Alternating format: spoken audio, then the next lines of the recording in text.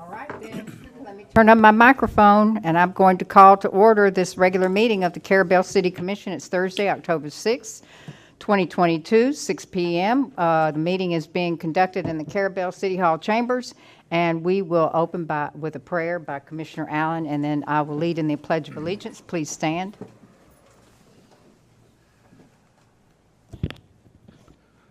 Our God and Father, we're so grateful that we have this opportunity to come together and deal with things that would make our city and all the citizens and function better, and that we might all be servants of you. I ask you to be watching righteously, and it will do that which is best for our lovely city. We ask this in the name of your Son and our Savior, Jesus. Amen. Amen. I pledge allegiance to the flag of the United States of America, and to the republic which stands, one nation, under God, indivisible, with liberty and justice for all. Okay, I believe we had a little disruption there, and I'm going to just go ahead and remind you to silence your phones, please. Is your phone silenced? All the commissioners? Everybody's phone is silenced? Let me check mine here. No, it's not. Okay. Okay. Leave it on. All right. Okay, then. Good evening and welcome. And silence your phones, please. And if y'all, I mentioned this earlier, but if you want to speak under the public comment section of portion of the agenda, that's for anything that's not on the agenda. It's coming up next shortly. But you need to complete a speaker card. It's at the table there at the door where you came in, and turn that in to Ms. Keisha. And then if you want to speak on any of the items that are on the agenda during the discussion portion, you'll also need to submit a speaker card and write on that speaker card what you want to speak on. Okay, and loud outbursts are not allowed, so we'll just move forward. And to the consent agenda, where we're going to consider approval or disapproval of the September 1st, 2022 regular commission meeting, September 14th, first budget hearing, September 20th, 2022, special meeting for the American Rescue Plan allocations, September 27th, 2022, final budget hearing, and the attorney's invoices for August. So do we have a motion regarding approval or disapproval of these minutes? I move to approve all of these. All right, thank you. And everyone's had an opportunity to review. Okay, and do we have a second? I'll second. All right, and that motion is by Commissioner Allen, second by Commissioner Brown. Any further discussion? All in favor? Aye. Aye. Any opposed? That motion carries. All right, so next we're at public comment. And so do we have, I know we've got 2 people that want to speak. Ms. Glaze, I see your hand first. Did she complete a speaker card? She put it on. Okay, it's blank. It didn't say a topic, so I didn't. Okay, no. well, just come forward. And certainly, if anyone thinks that they want to speak under any item on the agenda, they'll need to complete a speaker card for that as well. And it's a 3-minute limit. Hi, Sharon Glaze. I live on 122 Bragdon Street. I'm just giving a little update about Jordan Bayou. It's still a mess. It does look like somebody went out there and weeded it a little bit, but there are deep, deep ruts in a few of the yards, and another person was injured falling in a hole. Her name is Tara. I do know she was injured. I don't know the outcome, and I haven't been able to reach her. So there's that. And the lawn equipment was never unpacked. It's in the back of the office, and so it's not available for them to use or anything. Also, I want to point out that Chris Watts told me, she said that she was checking into it because it's supposed to be income-based housing, which in a general sense means that they adjust the rent according to your income. Well, it turns out that she doesn't believe that's the case.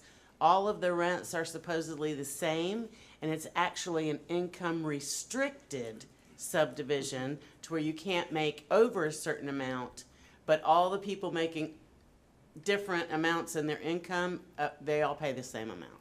So it's just clearing that up too. Okay. But it is still a big mess. Now, I did understand that there would be, Mr. Hartman, if you would just listen in a second, like 3 houses in that subdivision that would be unrestricted, that they would have a housing there for folks that they weren't going to consider their income limit.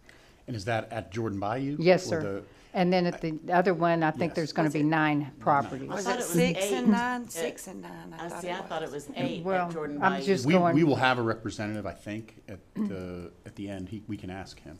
Supposedly 4 people moved out last week. I mean, it's just bad. Thank you. Okay, thank you. Thank you for your input there. All right, do we have anyone else under public comment? Okay, I see Miss Lisa Keith Lucas. And if you'll just state your name in the microphone for the recording. Lisa Keith Lucas. I'm president of the board of directors at the Camp Gordon Johnston World War II Museum. And this is a very belated statement, but I would like to read the letter that goes with this. Dear City of Carrabelle, the board of directors of the Camp Gordon Johnston World War II Museum would like to express our heartfelt thanks for the ongoing support of the City of Carrabelle has provided to the museum in our mission of preserving the history of Camp Gordon Johnston and the experience of the American soldier at war. This support goes beyond what you give us with your annual grant for the Camp Gordon Johnston Day Parade and the other work that it takes to close the highway and get the city ready for the parade. When we moved into our new building in 2018, we would only been able to display a fraction of the museum artifacts if you had not allowed us to take the cabinets that we had been using in the old museum along with us. They are still a mainstay of our display planning. The museum has also received permission to use items from the old building that we could repurpose. Some of the old walkway awning now covers the walk between the main museum and the vehicle building. Dented file cabinets work very well for storing recently donated artifacts that are waiting to be added to the inventory. Old bookcases have been turned into attractive display cases, and parking blocks now finish our paved parking lot and prevent damage to the edges. We'd like to specifically recognize City Administrator Courtney Dempsey, Mayor Brenda LaPaz, the commissioners at that time, which would Cal Allen, Sabrina Brown, Tony Millender, and of course Franklin Mathis. We'd like to extend an invitation to you at your convenience to have a private tour of the museum and see some of the improvements that we've made with these items. And thank you again, belatedly, for your support for the Camp Gordon Johnston World War II Museum. Thank you. Okay, thank you.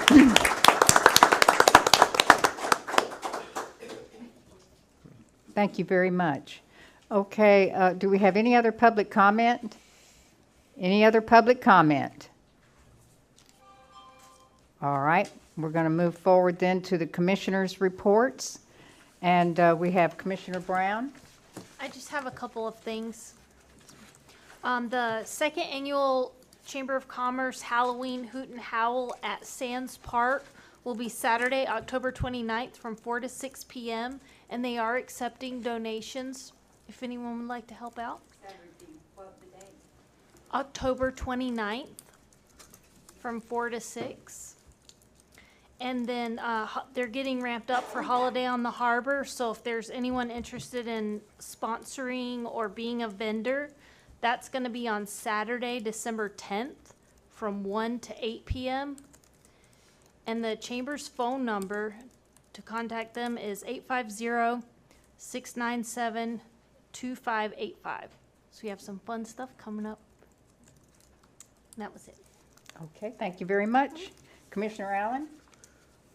I don't have a big report, but I am appreciate the work that's been done to keep our cities clean, our streets clean, and all the trash is picked up, and those that are doing that are doing a great job, and I hope they can continue to do that. Appreciate it. Okay, thank you, Commissioner Allen. Commissioner Walden? No, I have nothing to add. Okay, Commissioner Millender? I have none. Okay, and then it's time for me. I just want to go and say that I send my prayers and condolences to the people in South Florida who are picking themselves up out of the horrific disaster that was headed for our way originally predicted. And to all of those that were in the path of Hurricane Ian that are now dealing with the unprecedented flooding. This is a major disaster with ongoing major disaster response efforts and a significant undertaking for the state of Florida. And I'm thankful for all the first responders who are there and the volunteers who have already struck out there to help out as best they can, and who continue their efforts to provide relief to all those that are affected. And we here in Franklin County and in Carrabelle are with all of those that are affected from this horrific hurricane. We're with all of those folks in spirit and with the volunteers. And then I want to just give, on a different note, a bit of background for the public. The commission members and P&Z members are not provided with city email addresses, and the commission members are not provided with laptop computers by the city. Now, if laptops were provided, those laptops should be synced with an automatic archiving system for records retention, like maybe a cloud service. So up to this point, the commission members have always provided their own technical resources and managed their own records retention at home on their own as best they can. The commission members are not formally instructed on how to do this or on the legal requirements. Meanwhile, at my request, and after several requests over the years, this commission has agreed to set aside some of the American Rescue Act funding to get us set up with laptops and automatic archiving. So I realize now that staff members and a few of us on this board are somewhat computer savvy, but I believe that we need professional consultation and advice on how to move forward. So therefore, I'm requesting that staff reach out to the Eagle Tree Technologies and to the 2K Web Group. Both of those technology companies are based here in Franklin County, and extend them an invitation to speak and to present at the December 1st commission meeting regarding a proposal to recommend the best type of laptop computers for the city commission members and how these would be synced with an automatic archiving system for records retention for all city-related correspondence. And this proposal should include the automatic archiving for administrative staff correspondence as well. So if you all don't mind, if they can reach out to these two companies and extend them an invitation to present to us at the December 1st commission meeting. Would we be buying laptops from them, or what would they be I don't know. They handle this type of work for Franklin County, the Franklin County Library System, the school board, I believe the city of Apalachicola. So some of these, and actually 2K Group does do some administrative work on our website here. So we need to be able to understand what is offered out there, what they provide to other agencies around the county, and if this is something that we're really interested in or that we need or that we can afford with the amount of money that we have allocated from the American Rescue Plan. Is that okay? I think it's a good idea to get the professional advice before we move forward Okay. on the purchase. All And right. then we'll be more informed on which direction we need to go. All right. Thank you very much. And then I just want to also let you know that the Carabelle Food Pantry has been honored with the Susan Dunlap Scholarship Award in the amount of $1,000. They were presented the funds at the 2022 United Way of the Big Bend Conference on this past Wednesday, or excuse me, on September the 14th. Bernice Cox, and we see her on TV sometimes and from Tallahassee. She's the president of and the CEO of the United Way of the Big Bend. And she was impressed with the food pantry's all-volunteer status and the amount of support received from the city of Carabelle. And Jeannie Miller, who has presented to us before during our budget workshops, she's a food pantry volunteer, and she provided this report to me, and she added that the Carabelle Food Pantry would not be able to continue without the city's support and the support of all the commissioners. And the volunteers of the Carabelle Food Pantry Food Bank send a sincere thank you to all of you and to our approval of the funding that we do every year for them. All right, that's all I have, and we'll go to the city attorney's report. I only have one item that Courtney and I discussed briefly before the meeting. The county, my understanding is, and she may have more information on it, is talking about instituting, or just did institute, a burn ban because of the dry conditions. And that historically, we talked about, I believe we follow suit on that. And so I'll be on standby to, I think we can do it by resolution. The county's doing it by ordinance. They're doing it by resolution, but the last time they did it by ordinance. Okay. And the last time they included us in their ordinance. But I got a call from Michael Marone at 4 o'clock, and he said that tomorrow they're having an emergency special meeting and to discuss a burn ban for Franklin County. And he was just letting us know in case we wanted to follow suit. And so we had a commission meeting, and I said, I'll bring it up at the meeting tonight and see what the commission prefers. And maybe that's the thing, and you all can authorize me to do this, is that's why I didn't find it. I went looking for it thinking we must have mirrored them last time. But now that reminds me, Michael Schuler called me, said, hey, do you want us to include Carabelle in it? If you all authorize me to, I'll call Michael Schuler ASAP and tell him, do it again, include us again. Okay. And do we want to be included? I think that we should be consistent throughout the county. And I would suggest that we be consistent with the county if they enact it. I know forestry right now has discontinued issuing burning permits, but that does not exclude cooking fires and yard trash.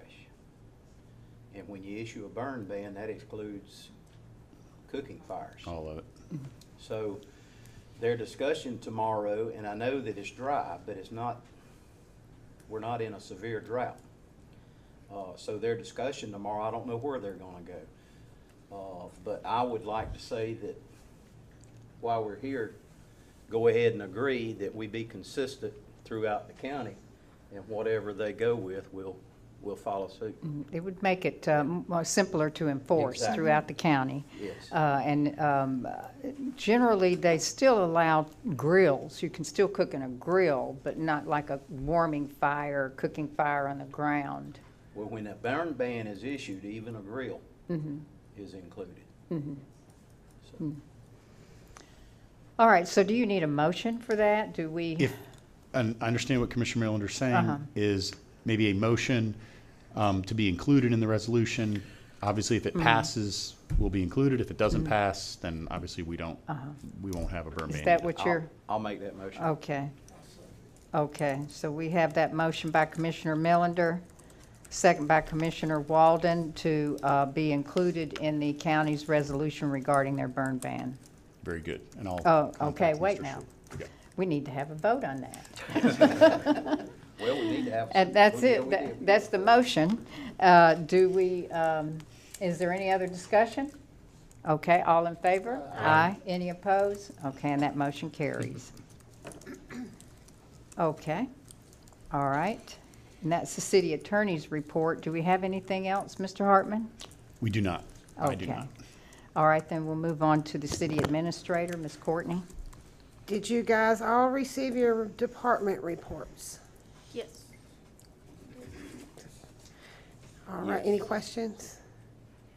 All right, I wanted to report to you guys that the old police vehicle, the Ford Taurus that's sitting out in the parking lot, has been transferred over to the administrative department from the police department. Very good. And it will be used for administrative business uses such as code enforcement. Ms. Keisha goes out and does stop work orders and stuff on building permits and checking boat ramp fees. So right now, we're using our personal vehicles to do that, and now we'll have a city vehicle that's marked as a city vehicle so people know who we are when we pull up. Later last week, we got a call from the Franklin County Sheriff's Department asking the city to donate for the Hurricane Ian relief efforts. It was on the 30th, it was the last day of the budget year, and we looked back at the budget, and there was some money in the nonprofits that did not get claimed during the year, so the city donated $3,000 to the Sheriff's Department for Hurricane Ian relief. The money needed to be spent, and it was the last day of the year to spend it. So we went ahead and did that. We need to schedule another workshop or a special meeting in October regarding the downtown business parking. We had a workshop this month. We said we would have another meeting. How would you guys like to proceed with that? Do y'all want to have a workshop or a special meeting, and do you have any dates in mind?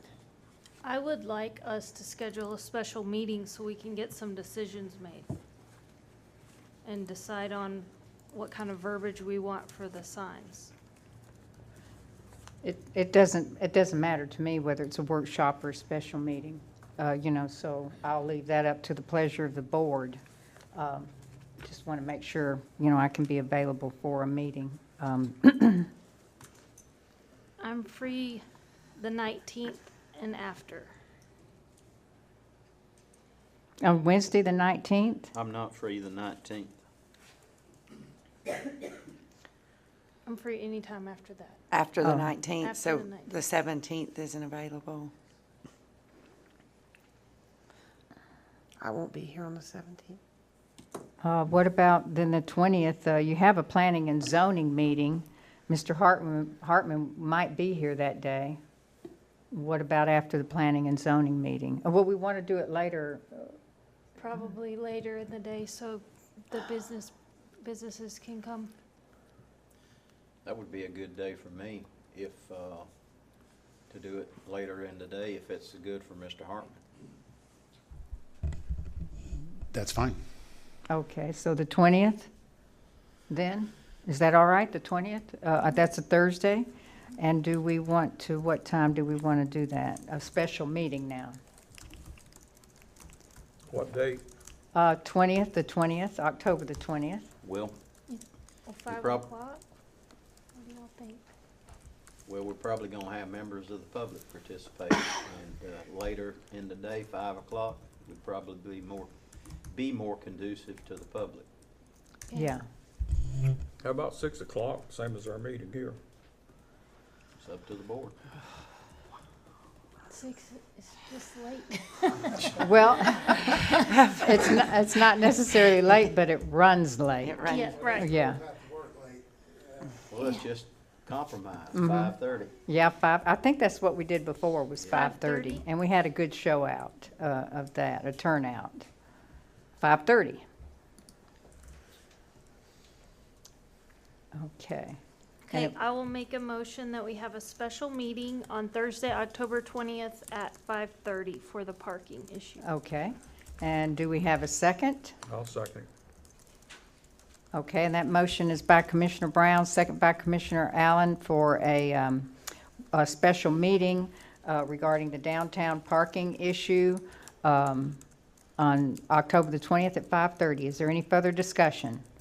I want to say real quick that I'm not going to bring up the one-way street at that time. We can maybe get a feel from them, and if they want to discuss it further, we'll have a special meeting regarding the one-way street.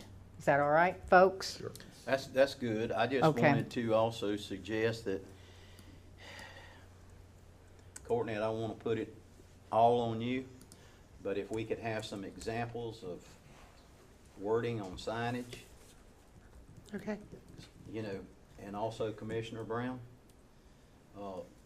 some examples and ideas on wording on signage and so forth, things for us to look at and discuss. I've already been working on some.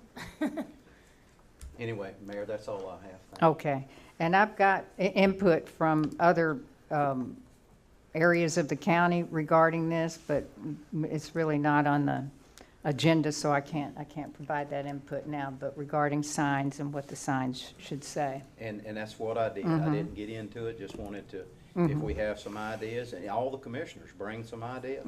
Yeah. Okay, so any other discussion? All in favor? Aye. Any opposed? Okay, and that motion carries to have this special meeting on October the 20th at 5:30. Who seconded it? Brown and Allen. All right, Ms. Courtney? And then also today, I received an email from Michael Marone, who sent this email to the city of Carabelle and the city of Appalachia, and they are seeking appointees from each city to serve on 2 county committees. The first would be a review committee that will hear presentations from individuals or firms that have submitted packets to provide specific services for the TDC. After the presentations, the committee will then complete the score sheets that will be forwarded to the Board of County Commissioners for selection. This committee will meet twice over the next 45 days. And since both of the mayors serve on the TDC, they're not eligible. So this would be for one of the board members. Do you know the dates? I do not know the dates. No. And I would go ahead and throw out there that I would recommend Commissioner Melander, because he's familiar with the county processes, and he's retired. He doesn't have a job or any kind of a business that he's operating. So, I mean, I think, he would be able to, he knows those people, and when you're on the county level, you've got to be able to, be a little aggressive there and speak out. And this is gonna, I agree. be He's the, highly it's qualified. for the vendors, choosing the vendors, would be like, who's going to manage and design the TDC's website, and who manages and orders all of the TDC's written media from certain magazines, where we advertise, who does the radio advertisement, who does the filming for the different videos that the TDC publishes out on their website, and that type thing. So it's something important, and I would recommend Commissioner Melander to do that. It's going to be daytime meetings, 2 meetings within the next 45 days. You want to accept? Well, hunting season's coming on. Does that mean no? I will, I'm just making. But we need to vote on it. And I'm just making that, in fact, I'll make that motion for Commissioner. Okay. Okay. And we have that second by Commissioner Walden. Is there any further discussion? All in favor? Aye. Any opposed? Okay, and that motion carries. Okay. All right, and the second one is a local technology planning team. This is the committee that will work with the Department of Economic Opportunity to seek grant funding for broadcast accessibility in the county. This committee will meet on a regular basis for the next year. The appointee does not have to be a city commissioner. Any city resident that fits the categories listed on the DEO's website is eligible to serve. So the DEO's website, it says that the representatives from the following organizations or industries: libraries, K through 12 education, colleagues and universities, colleges and universities, local health care providers, private business, community organizations, economic development organizations, local governments, tourism, parks and recs, and agriculture.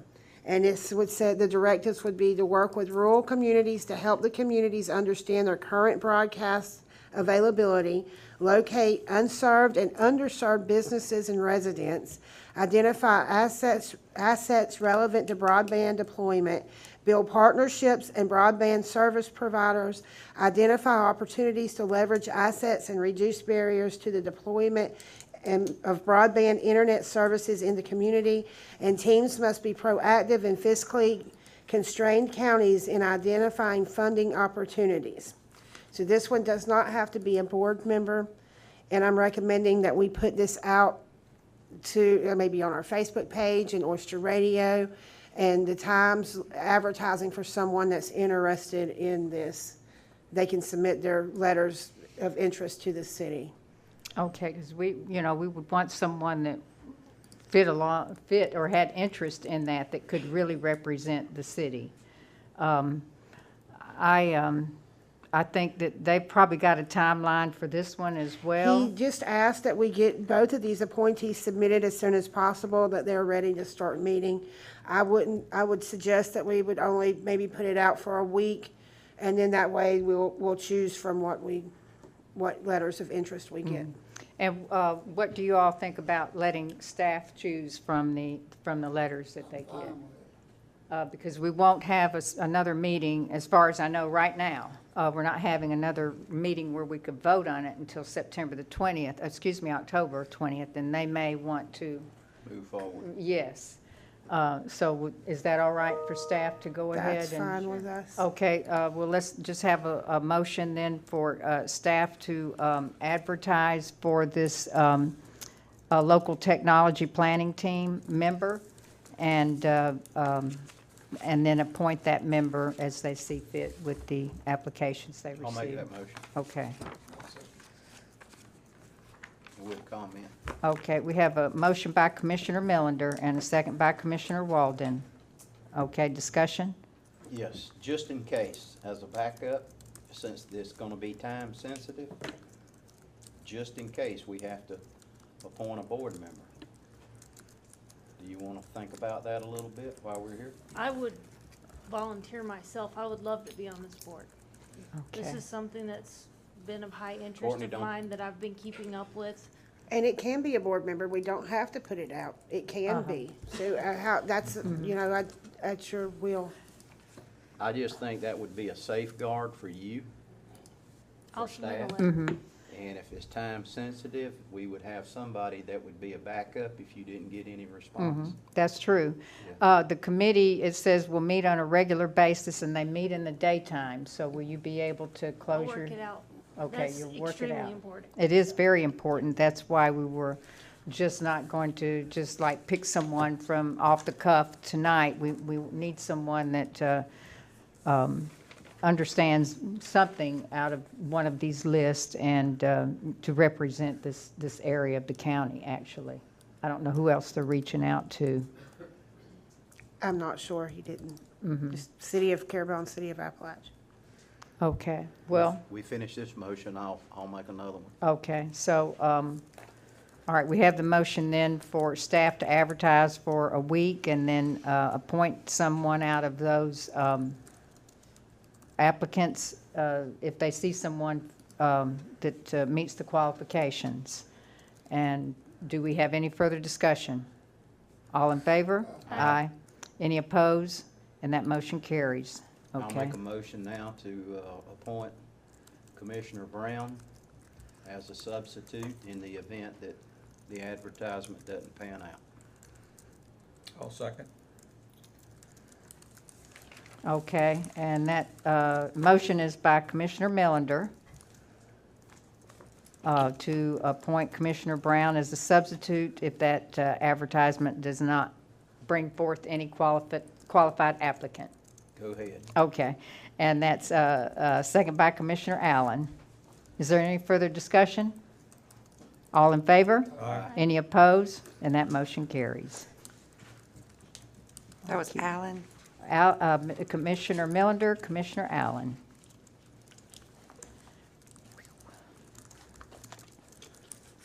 All right, Ms. Courtney, is there I'm anything done. else? Nope. Try to make sense in my notes here. The county commission tends to send us information on the spur of the moment, like 2 hours before our Like meetings. everyone did today. And then and they need it like yesterday. So then, next then we'll move on to the city clerk. Do you have a report for us, Ms. Keisha?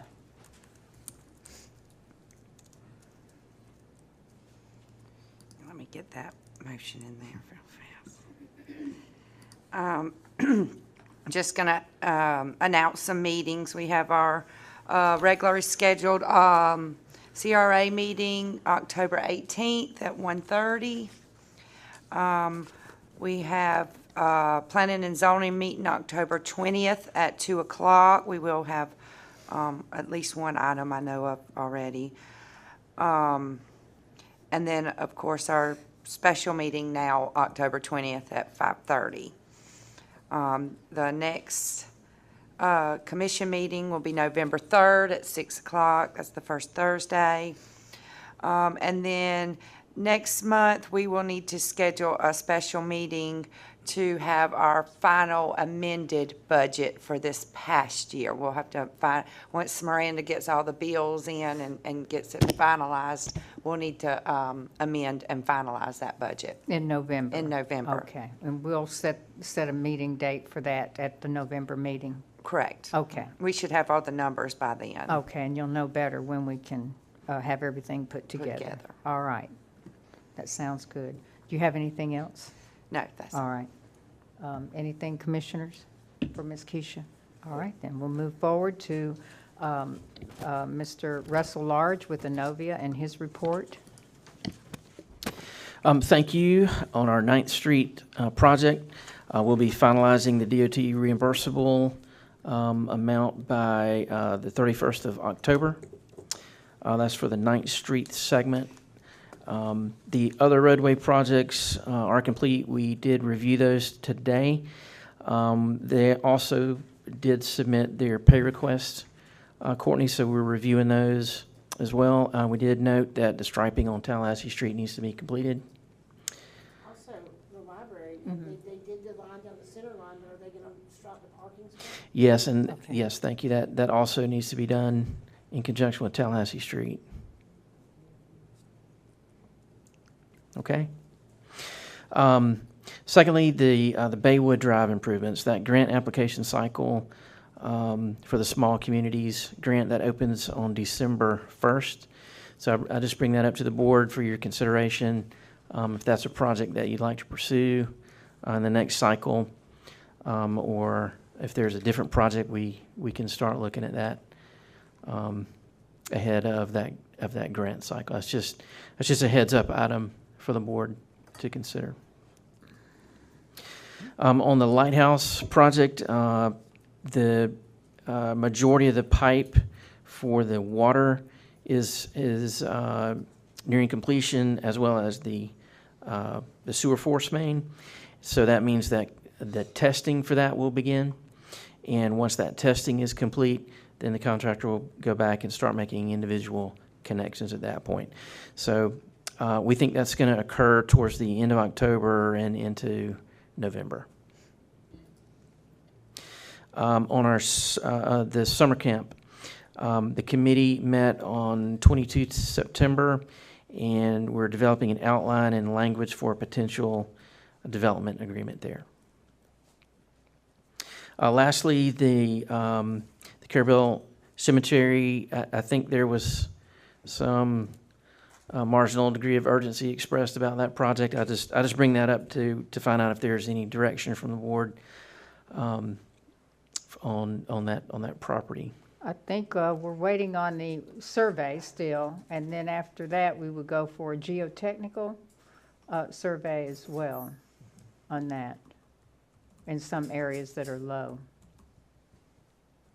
Or we could take, I don't know what, I thought we had discussed about a geotechnical. We requested a geotechnical survey of that land. Yes. Now the geotech on that property, we're talking about the old football field. No, Okay. the hillside. Oh, I see. Okay, thank you. Adjacent to the existing cemetery. Yes. All right, thank you.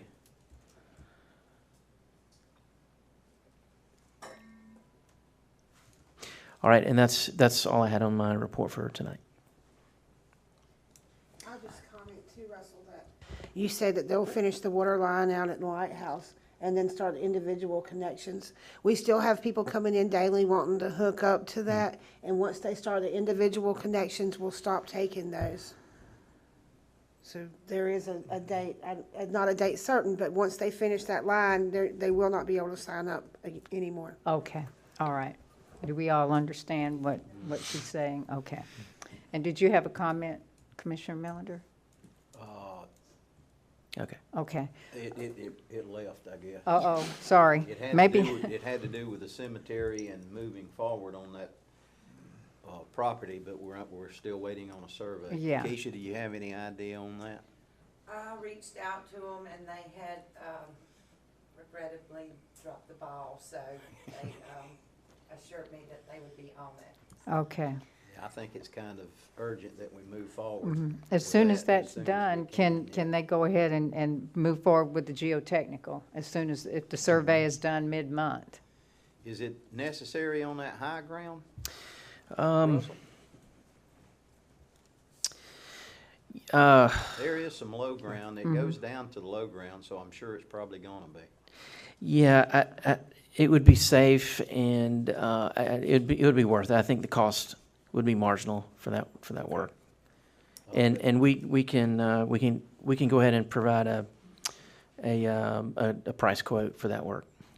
And to Okay. answer the mayor's question, yeah, I'm in agreement that we, as soon as we get the survey, that Russell can move. Yeah. All right. Okay.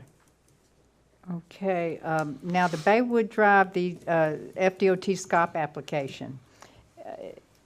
When is that going to open? When will that window open? for- December the 1st. Oh, December the 1st. Right. Okay, so you just gave us a heads up on it to think about it, and then you'll have like 30 days to submit? That's right. Okay, Or longer. Yeah. and then we'll need to have that item on the agenda, well, let's see, in November, whether or not under your report, we'll vote, all right, on whether or not we want to move forward on this. This would be the third, Yeah. okay. That was my question. It flew away.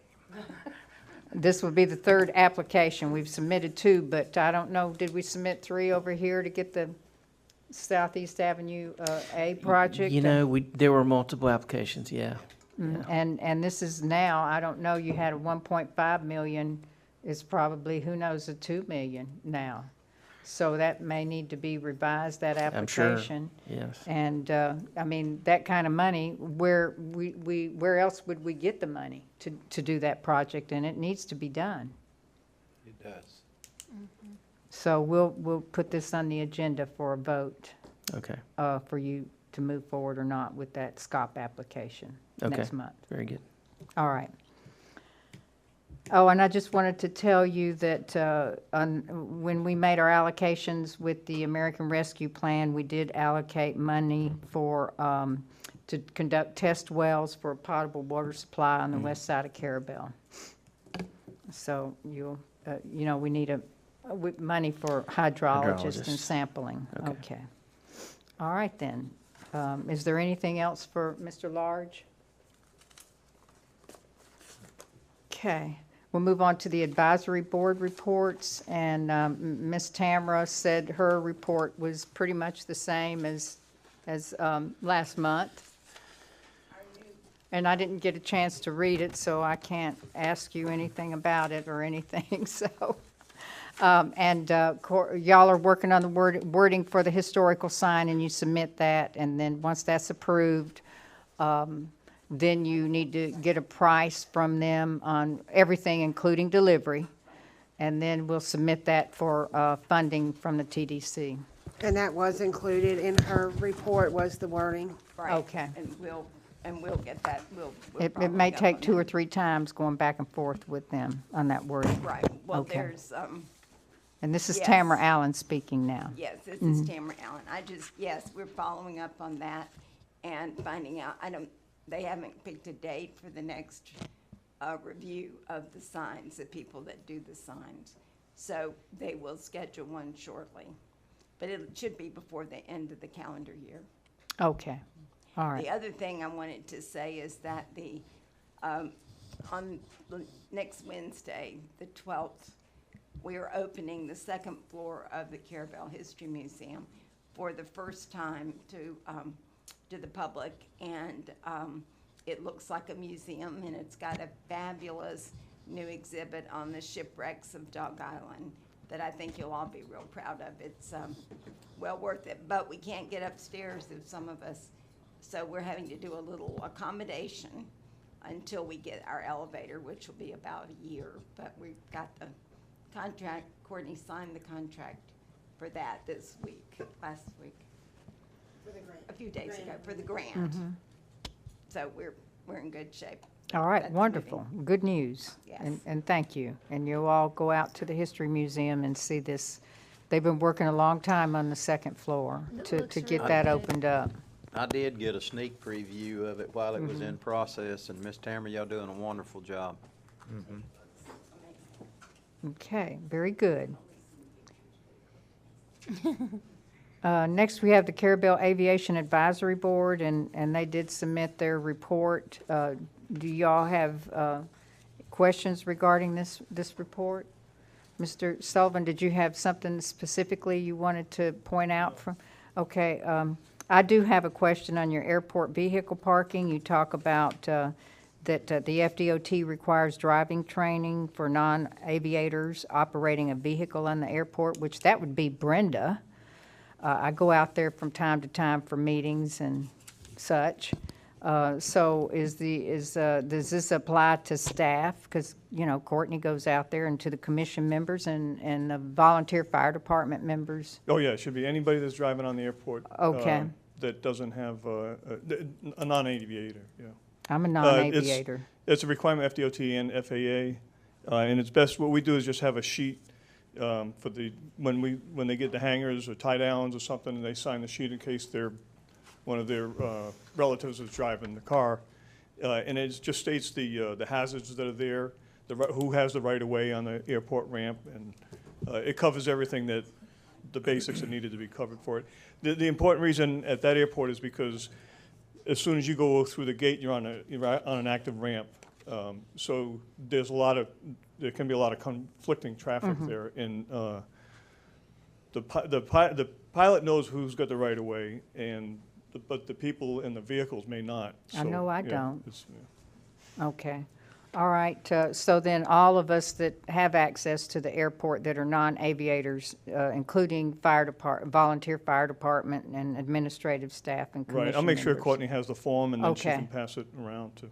Okay. All right. All right. Very good. Do we have any other comments? I just think that, Tim, if you want to right now, make a public announcement about your November 16th meeting that I was reading in your report here with Kimberly Horn. Isn't that going to be here? Right, he's got, yeah, I don't know the details. Keisha might, I know it's November 16th at 6 o'clock, is that correct? That's what's in your Okay, report. right. And that's they have to have a couple of public meetings for the taxiway taxiway hangar project that they're in the middle of. Since July, the beginning of July, they started with the environmental impact study. In fact, they were going to be here tonight just to give you a little bit of a progress report, but they postponed it till next month.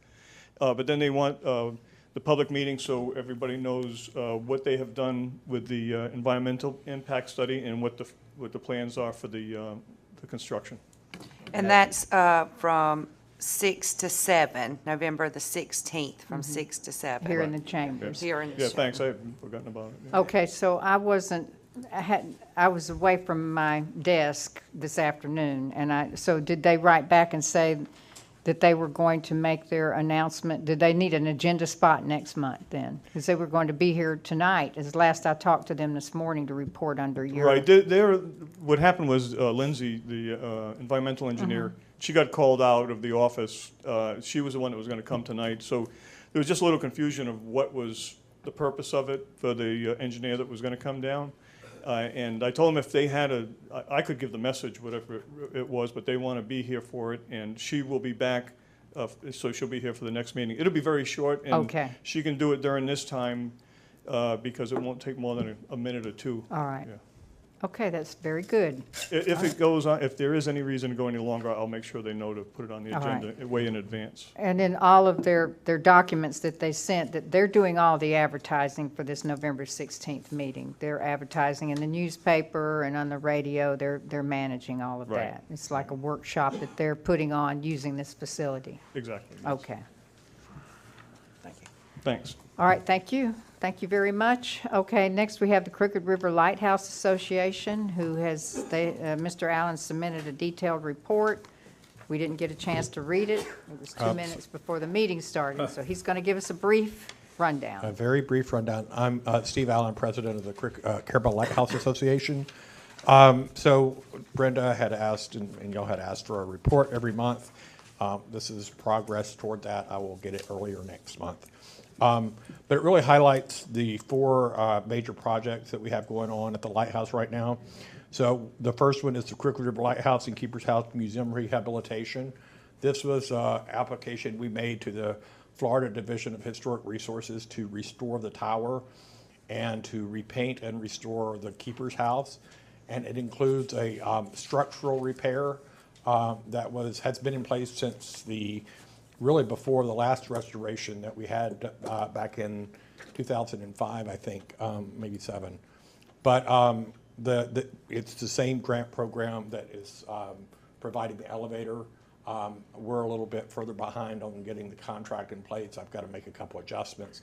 I've had a meeting with a technician, all that's in the report. So basically, we're just getting started on that. But third notes, the lens display and case, we have basically made some progress, spent a small portion of the $24,650, but that will be, we're waiting for a lampist to be able to schedule to come here and do the work, including installing the turntable and the motor for the rotation of it, the replica lamp. Then we'll do an exhibit, and we'll probably open that up to a public formally in February. I'll tell you about that event in a minute.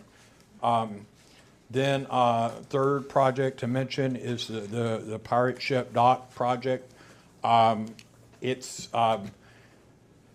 challenging getting getting the like Mr. G&H Concrete, Mr. George, to get us on his agenda and get the weather right and everything. He's been so great and gracious to do this work for us.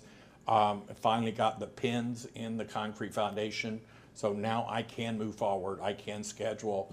I've already reached out to Docks for Less to work on standing that thing up and getting started so that the public will see it. As soon as we have some visible visage of a boat there, we'll make an announcement and start asking for people to submit possible names for the new boat so that it will have a new name. I had a friend that said Phoenix would be kind of cool because it sort of rose out of the ashes of the one that we had before. I like that. But in terms of the line item, the account that we have with the original $41,676, we've spent to date $8,374 of that, and that $33,301.96 remains. I provided you with the detail of that in that paperwork. And then finally on the project is the cool new fence project. So the Franklin County Tourist Development Council has a museum infrastructure grant. Y'all okayed supporting that last month. We moved forward on the project, and in the meantime, the air conditioner has been replaced, and that's done. We got the fence in. It took a little bit longer because of freight travel times to get it here than we anticipated, and then Ian and preparations for Ian from locals last week when it was lined up to come sort of delayed us moving as far along as possible. But I checked with the TDC, and the work is going, and it's going to be fantastic. It looks better already out there. It just really cleans up the back of the park. It's fantastic. It's a really nice thing. So that's moving forward. We have Lantern Fest on November 19th. I will come back next month. We'll make an announcement next month on more details about that. But we have I'm going to get something on your calendar, February the 4th and the 3rd. So the Florida Lighthouse Association, who are providing the cash match for the state restoration project and have also funded the Project Lens project, are having their winter meeting at the Crooked River Lighthouse this year. And so they'll be arriving on the 3rd, Friday, have dinner at the Crooked River Lighthouse and a meeting. But then it happens to be that's one of our weekends that we have the country market and the full moon climb. And so we anticipate opening and doing a ribbon cutting for the Lens that weekend as well. And so we're going to pull off maybe a little art show and really make that a big event. So please mark that on your calendar. No one's allowed to take any vacations. You know, we want you all over there to see that incredible exhibit. Does anyone have, and there's some, you know, read the report, there's some notes in it about the progress of anything, but if anybody have any questions? All right, I thank you don't. so- Very thank you so thorough. much. All right. Thank you, thank you. Steve. Okay.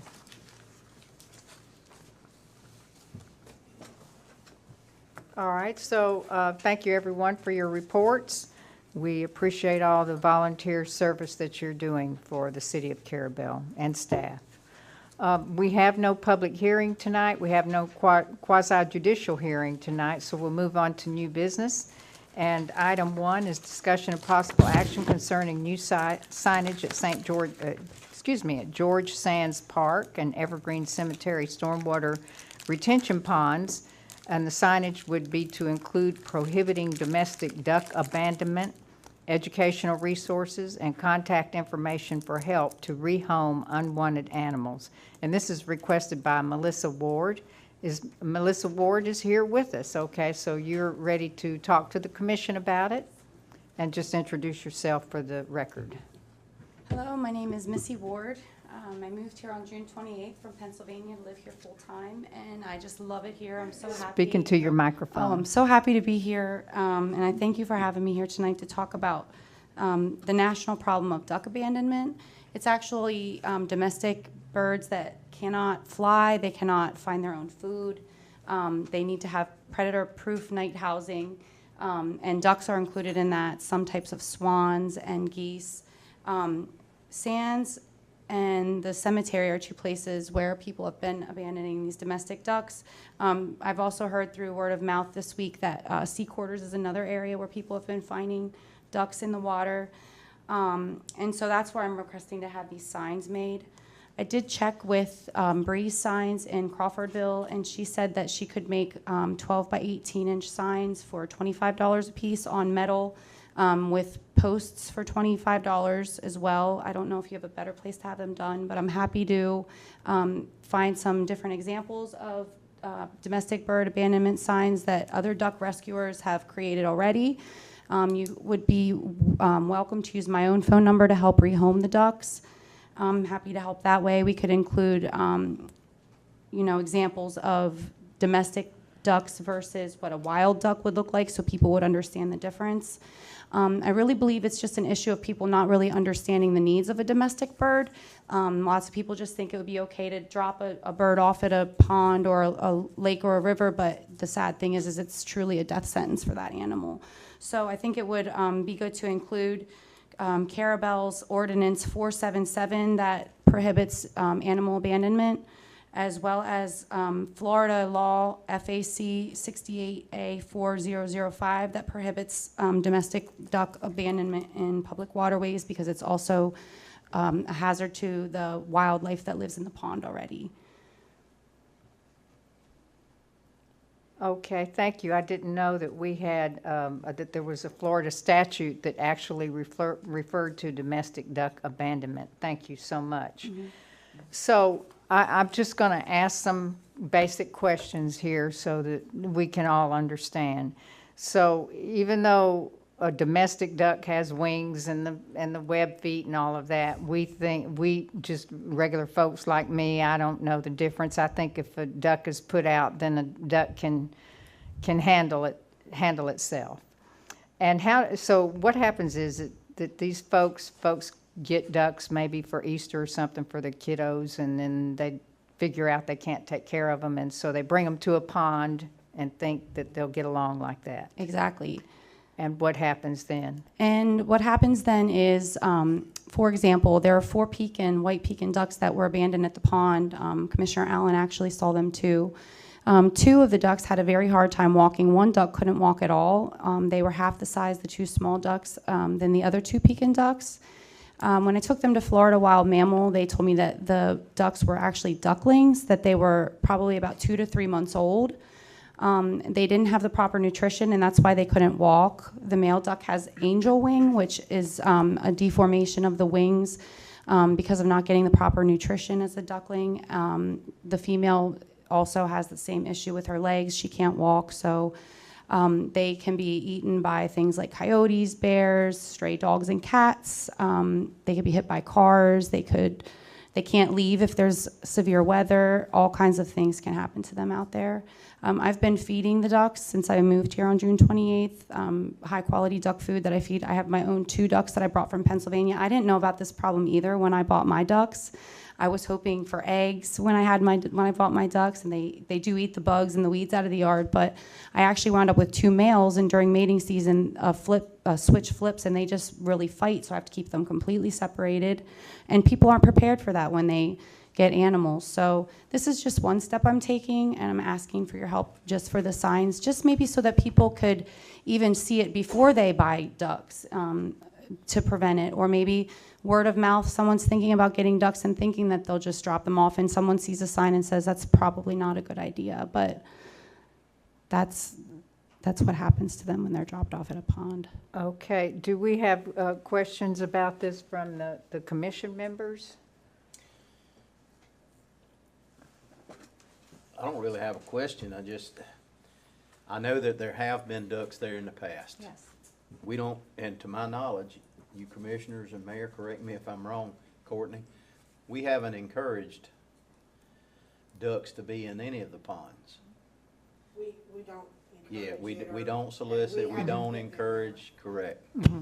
And if we have someone that, if you will, drops off a duck or any domestic animal, I would think that we would want to move that animal because we're really not suited, if you will, to be in the animal care business. Animal, mammals, what have you. I was actually visiting the pond yesterday. I didn't see any ducks. You didn't see them? No. I was there for another purpose, but I didn't see any ducks. Are there ducks there now? Yes, there's 2 male Pekin ducks still at the pond that I feed every day. I walked the entire pond yesterday looking at something else, and They stay on the 3rd Street side over there. and I didn't see the ducks. So, but anyway, if there's ducks in the pond, and especially if they're domestic ducks, they need to be in the right place. I know that there, maybe 6 weeks ago or so, there was a confrontation there and we know that John Johnson captures our Correct. injured animals Yes. and birds and four-legged animals as well. He's been helping me as well. And he'll capture them, and Richard Fravel as well. And many times then they're turned over in a cage, I guess, and Commissioner Allen takes them up to where do you take them? Yeah, over in Wakulla County, there's a Florida wild 180 mammal. acre area where they restore injured animals, and also they can turn them loose in the wild. We do that, and if they can't survive, they can be used for display, and and not be out in the open. Okay. But we And as- turn loose ducks and pigeons and everything. Well, I think then Mr. John Johnson was capturing 2 very injured or ill domesticated ducks there at Sands Park. And someone didn't want him to capture them, I think. I think that was going on, and they called the police, and the deputy. I think that was me. Okay. Yeah, Florida FWC came, Carrabelle police came, Yeah. and the sheriff's deputy came. I had actually tried calling around like to City Commerce, Chamber of Commerce, and City Hall, and I called the Franklin County Humane League. They were the ones that gave me John Johnson's phone number, and then he got me in contact with Wild Mammals. So I took the 2 small ducklings to them right away, and I had captured one of the other drakes, but they made me let it go. So they were really scared of me after that, after I'd caught them. So I've just been feeding them. And the sad thing is it's really hard to rehome a duck. You wouldn't really realize that, but especially ones that have special needs, like it's really difficult. They're scared. They don't want to be touched. They're afraid of other animals. So once it's happened, it's very difficult for the duck. I mean, it's really sad. I personally, I don't see a problem with 2 or 3 signs around the pond. that have some signage that says that, I don't know if you want to say discourage or not allowed, something along those lines for abandonment of domestic ducks or any other domestic animals at that park or anywhere, and quote the city ordinance on animal abandonment and the Florida statute that you made reference to. Maybe you need to bring us back some examples of signage, and we would put this, you know, I hate to table items. I like to move things forward, but since we don't have examples of signage for us to approve here tonight, if this commission is in favor of moving forward with that, then we can. Are we? I think, as far as I'm concerned, I support that. Some signage, a limited amount of signs, discouraging, as you just stated, ducks or any other mammals or wild or domestic animals, or any animals. Because again, our parks are not zoos, and we don't have the staff to maintain and take care of those animals. And some folks have gotten irritated with us in the past because the ducks were being killed there constantly, but they couldn't fend for themselves, killed by dogs or coyotes or whatever, and that they wanted us to take care of them, and we just had no way to do it. I guess the duck, educate me a little bit. You know ducks. Yes. I guess the little duckling, though, you would think that its defense from a dog or a coyote or anything else would to be out in the middle of that pond. You would think so. Yeah. You would think so. The reason why, I guess that would work but during the nighttime, if they're sleeping, they wouldn't know if it's coming. That would be the problem. Ducks can't see really well at dusk and later, so they can't see well what's coming after them. Also, when I was at Florida Wild Mammal dropping off today, I was actually taking a Cooper's hawk in for FWC, and she had a duck that had its leg bitten off by an alligator. So it was someone's pet. They have a little wheelchair for the duck and everything once it's released, but even someone's own pond at their house, an alligator can slip in there and do some harm. So, Because I'm not as familiar with the domestic as you described as I am the wildland duck. Yeah. I have hunted ducks before. yes. And the ducks fend for themselves well out in the wild. Course, sometimes they're caught. Yes. Sometimes they're caught by an alligator, sometimes they're caught by a fox. Yes, sir. So, And Mr. Fred Amon, who pretty much all of us know, has asked several years in the past, for a few years in a row, he wanted the city to build duck houses, build a mound out there in the pond and put duck houses for these domestic ducks to stay. Yeah. And that was, really encouraging more domestic ducks. So we're just not prepared for that. So, well, as far as I'm concerned, I'll go back to what you said, Mayor. I'm interested in looking at some signage, a limited amount of signage. very limited, 3. And let's look at some examples and see where we want to go with it. All right, so let's just carry this item forward to under old business next month with some I'll make a example. motion to table this item till Okay. next Fine. month. Thank you. Okay, thank you. And Commissioner Allen, you're seconding that one? Yes, sir. If you see me sneaking out early, please don't think I got bored, but I have to duck out to go put my ducks away before nighttime hits. Okay, thank you. Okay, so Ms. Keisha, that motion is by Commissioner Melander, second by Commissioner Allen to table this item next month for more information from Ms. Ward. Okay, is there any discussion? All in favor? Aye. Any opposed? And that motion carries. And that is item 1. So now we need to move to item 2, which is discussion of possible action regarding reconvening the HR committee to revise the contractor's project for landscape maintenance cleanup service in the CRA district to be an appropriate job description for a full-time city/CRA employee, which, basically it would be a CRA employee supervised by, I believe we've agreed upon, Dustin with the assistance of Courtney. Make a motion to approve. Okay. I'll second. Okay, so that happened right quick, and we have a motion That's good. I wish they were all. We have that motion by Commissioner Melander, second by Commissioner Allen, to reconvene the HR committee to rewrite this or make an appropriate job description. And so now we're in discussion. And our HR committee chairperson, moderator, Mr. Tom Magnan is here. And I would just want to ask, so that we can get this official, would you like to volunteer again, Mr. Magnan, for this service to oversee this committee? Okay, so let the record show that Mr. Magnan did say from the audience and motion yes that he wants to work with this committee when they reconvene. And they'll need to get together and set up a meeting date or two. And I again like to thank you publicly, Mr. Tom, very much for your volunteer work. Oh, thank you, Tom. Yes, sir. And thank you. I'll be in touch with Courtney maybe next week, Courtney, and we can kind of figure out what we want to get started. Mr. Tom, I'll be out next week, but you can email me, Okay, and we'll go from there. okay, so.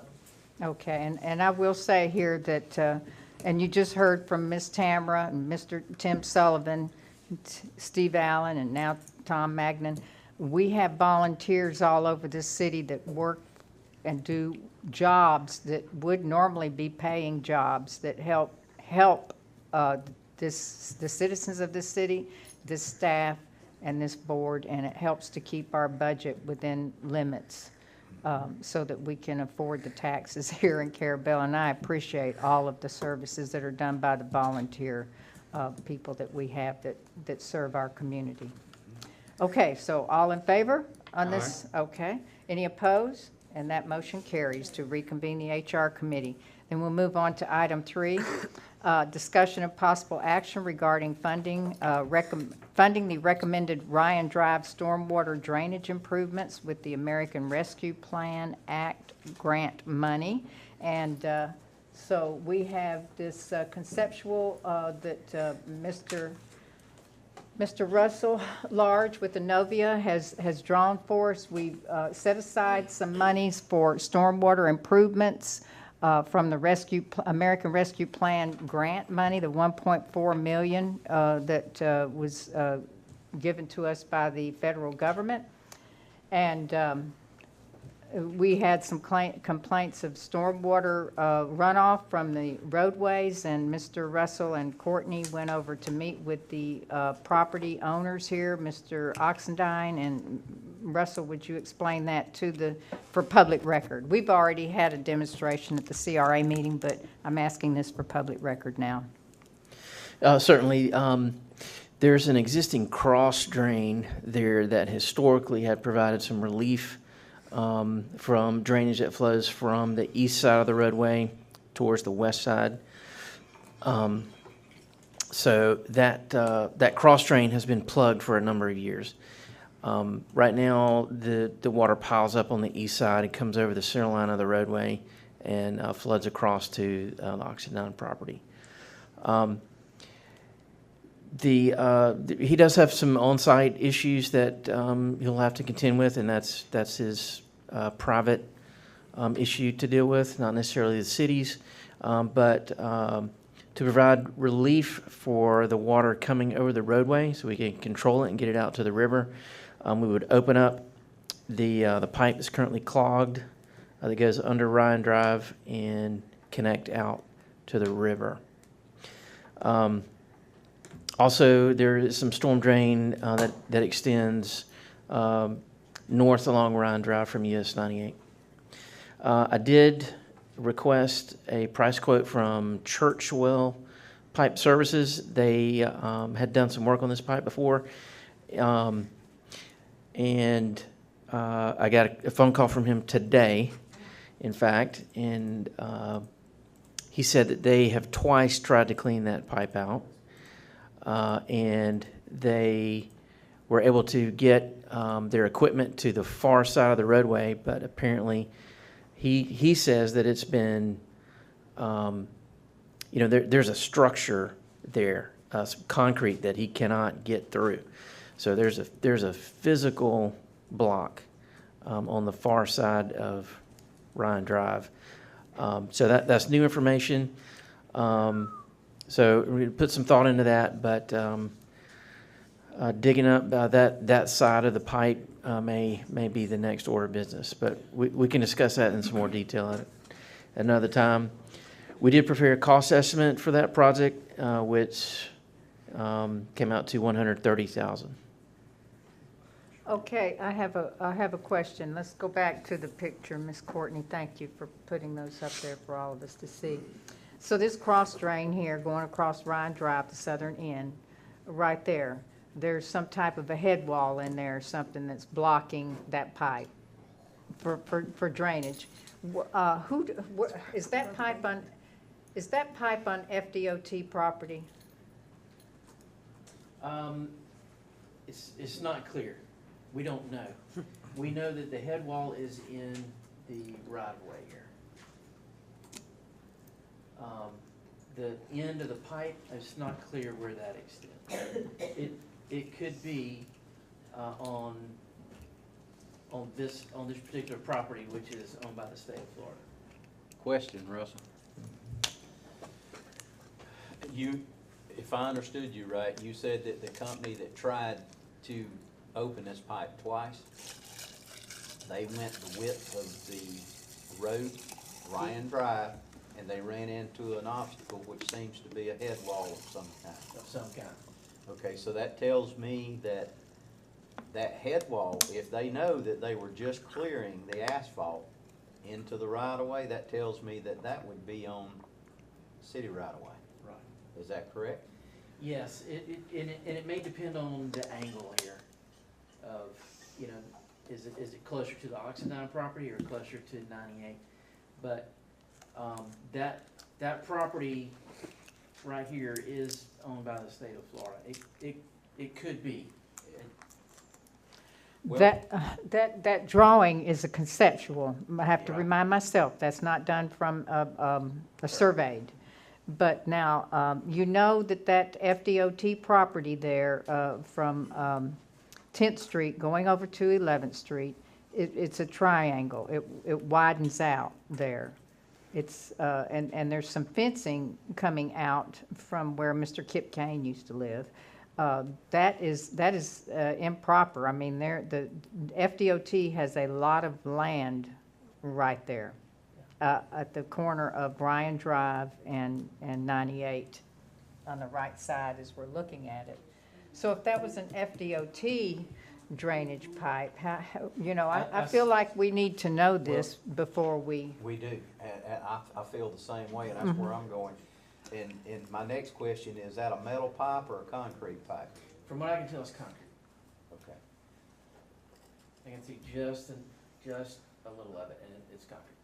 Yeah, and my next thought in mind, and I'm not the guy, that expert by any means, is over on that right of way, whether it's on city or whether it's on FDOT, that may be crushed and caved in over there, creating that head wall. And and I go back to what you were saying, is the fellow or the company that tried to go through there and unclog it said he only got through to the other side of the pavement. That's what he said. Okay, and if he barely cleared it, what my thought is maybe soliciting the county. They have some equipment, and dig up that right-of-way right there and see what we have. That's an idea, but now could be in the FDOT property. Well, I mean, I'm thinking on our right-of-way. Oh, our right of way. Yeah.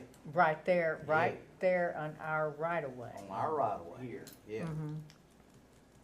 And asking the county to help us with that and see what we got immediately on our right-of-way. Right. There's a thin probe that they could use to punch through the There you soil and see if they can locate it first and then dig in that location. County has some good equipment that they can do that with. They have a scooper, et cetera, the road department, and they can help us verify where the block is at. If this is an FDOT pipe, drainage pipe, now would we have to get a permit from them to put stormwater down that pipe? If it's an existing pipe, Yes. We're gonna bring stormwater on the Rhine Drive down to this pipe. If that's an FDOT-owned pipe. I do- see your question. Uh-huh. We would be making a connection to the DOT pipe. Yes, sir. In that case, so yes, that would require a permit. Are we gonna have to have a survey? Yes. Yeah. Next question is there any way we can determine where the exit is at that pipe on FDOT? Without digging it up, I don't know how to do it. That probe you're Without talking digging it. about, Yeah. That's right. any chance? They put smoke down in the sewer lines, could they smoke it? If it's completely plugged as he described, it probably would not. Probably not. Ground penetrating radar, that's another idea. We talked about that on Gray Avenue. Yes. So that's something that we could use here. How costly and how effective?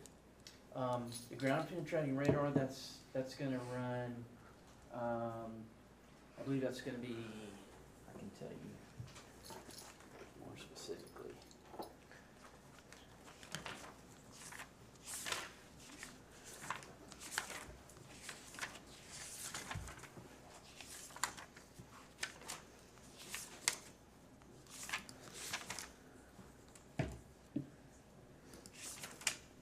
Yeah, that's gonna be about 7,500 to. Is it really effective? It is. Yeah, if it's there, that would locate it. It would locate it, but it wouldn't tell us where the clog's at. No, we still have to dig it up. Yeah. So I think the idea to ask the county to help probe it and then to uncover it, I think that's not a bad idea. Okay. When do we need a survey? At the pleasure of the board, we can go ahead and obtain that. Obtain a survey while we're asking the county to dig up and let's find out where this thing is. Yes. You'll do that for me? A survey, Mayor, a survey on the, Which one? A the proposed drainage? Well, a survey to find out where the DOT property is. Gotcha. So a survey to find out where the DOT property is Yes. located. Yeah. And then when we locate the pipe, we'll know then at that point, once we have the survey, whether it's, tell Roddenberry, hello, tell whether it's on the DOT side or Yes. the city side. That's right. If it's crushed, and I think it's worth the investment, because if it's crushed and it's a DOT pipe, then the DOT will need to repair that. Right. Yeah, I was going there too, and my next question is, I'm trying to save money.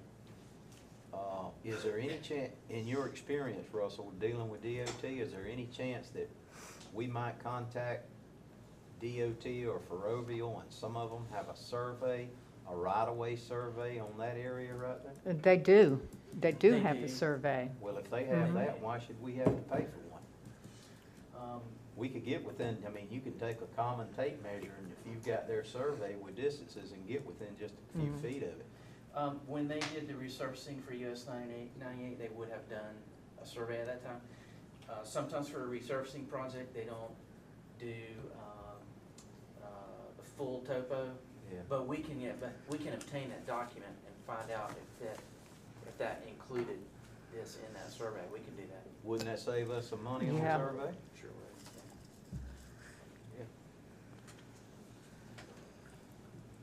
Okay, so, There's also some old construction documents when the project was originally built. When we did the Avenue B project, we found some information was really dated. But we could look back at that as well and see if that would tell us anything.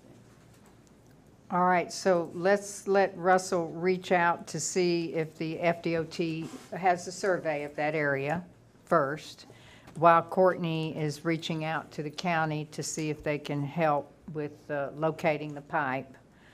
And if there is no survey, if the DOT has no survey, but they should have a survey. They may should be have. antiquated. Yeah, I would think so. And then if there's not, then can staff move forward with ordering a survey?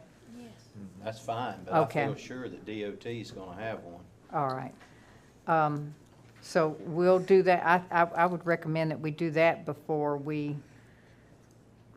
because that might change, that's gonna, whatever comes of this is going to change your scope of work and your cost and all of that, I think. Yes, that was my position Uh-huh. when we discussed this item last time, was, first of all, we wanna make sure that we can open that up before we do any more expensive work along that eastern side of Ryan Drive to move that water.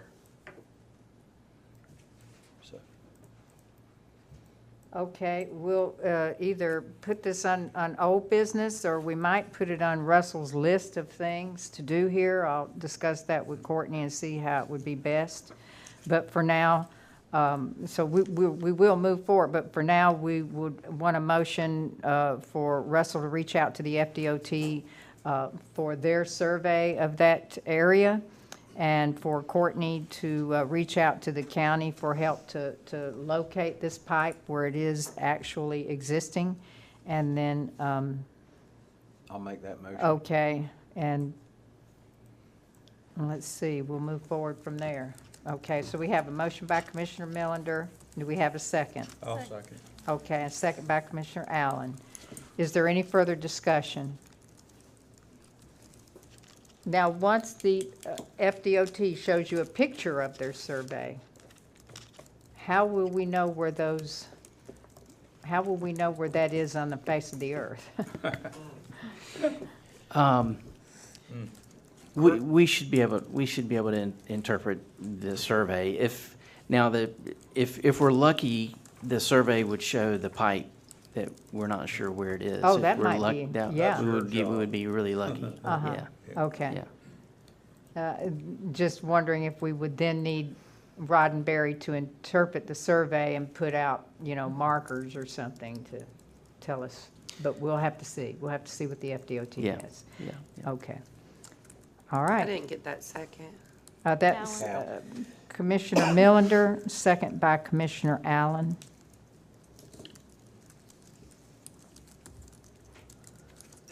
Is there any further discussion?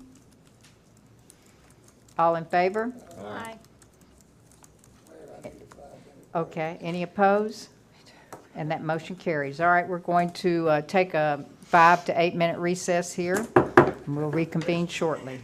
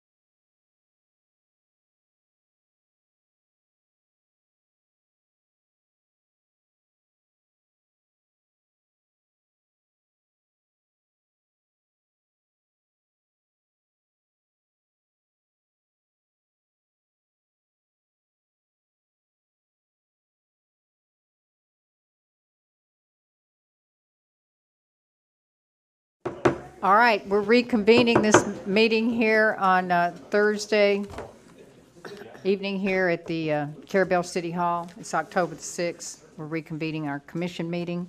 And we're at item 4, discussion and possible action regarding proposals to rent city-owned property at 104 Southeast Avenue B.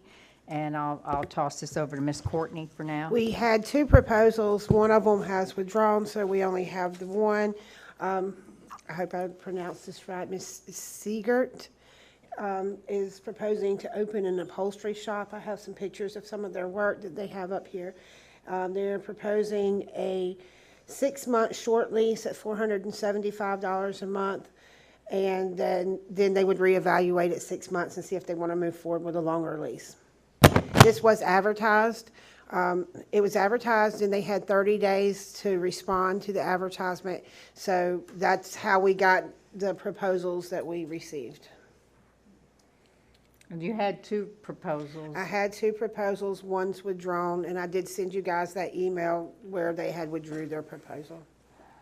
All right, so do we want to approve or disapprove renting the property there? It's the old police station building next to the Justice Building, which now houses the Carabelle History Museum.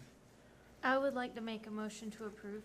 All right, thank you. And that motion to approve this lease? Second with question. Okay. Okay, Commissioner Melander, that motion is by Commissioner Brown, second by Commissioner Melander. Yes, sir. Discussion. Just a question to Courtney. Courtney, you and I have talked about it, but I failed to ask you, is the building suitable for this tenant as is? There's no modifications that we're gonna have to do? You're here in the audience. She can answer them. Would you come up, ma'am, and state your name for us in the microphone and answer Commissioner Millender's question? My name is Daylene Siegert. I'm Siegert. from Michigan, but we have just bought property on Whittle Road, so we're moving the end of this month. And you asked about the building, if it was suitable. I've not been able to get in the building, just look at the windows. The most suitable part that I need is a cement floor, and it has that. Okay, what I was concerned about was any monetary expenses that we may have to acquire to get the building ready for the tenant. Not that I'm aware of. Okay, I Okay. just need power. okay. And I thought she had already seen the inside of the building, but it's large enough for you? It is, I have a small upholstery shop. My items are small, basically, so yes, that would work just great. And you know that utilities are not included? I know that. Okay. I would assume, I just assumed that. You can come by and get a key if you want to take a look at it before we draw up any, I can get a lease ready. Would that be, could I look at it Sure, tomorrow? sure. I fly out back home. Sure, no problem. Come by in the morning and I'll Okay. give you a key. All right, thank you. Do you ever sell, or do you just, do you sell your product? I mean, would you have customers coming by to see you from time to time, or you just take in work? I don't know. I am really good at finding free furniture on the side of the road. Okay. And people throw out unbelievably nice pieces. My expertise is mid-century and antiques. And people want more IKEA furniture. And so when I find a really nice piece, I pick it up and then I can redo it and sell it. But I have a lot of clients that they bring their furniture, and I have samples. So they're able to, it's like a design studio. Okay. So they're able to come in and I would have samples there for people to look at. I was just wondering, would there be much, foot traffic? Would you encourage foot traffic? Because we want... I'm not encouraging a lot of foot traffic. Oh. I would be more I'm not a 9 to 5 type. It wouldn't be a 9 to 5 business. I would be there every day, but it's not hey, if I have my appointment, absolutely would be there. That type of thing. And there'd be a number to call and if somebody wanted to see me, but yeah, upholstery is different than, and the one reason I really like the shop is because of the windows in the front, and people don't understand upholstery and how it works, and I just thought it would be so fun for people to walk by and go, oh my gosh, look at that piece, and then a couple days later, see the progress. And I can tie it from a base all the way up. I mean, I work with just a frame and can bring it all the way up. Well, we do know the good, the tremendous success that the new flower shop has here. Yes. And we don't have a lot of services like that, like a florist and an upholstery shop. We do have upholstery for boats and canvas, that type work, but nothing like this, so. Okay. Interesting. Thank you. So we have that motion by Commissioner Brown, second by Commissioner Melander. Any other discussion, questions? All right, all in favor? Aye. Any opposed? And that motion carries, so congratulations, and you'll get a key from Courtney to check it out. All right, we'll move on to item 5, discussion of possible action regarding the Juneteenth holiday. And I believe this was requested by Commissioner Brown, is that correct? I guess. Oh, okay. It seemed like you told me Commissioner Brown had requested this item. That's what I thought, yeah. Okay. I thought it was just on the agenda because we needed to discuss it. Oh, okay. I didn't know, did you have something that you needed to present with it or anything like that? Okay. And this is a new legal holiday. It was established in 2021, on June 17th, 2021. It's observed on June the 19th. And currently there are 11 federal legal holidays.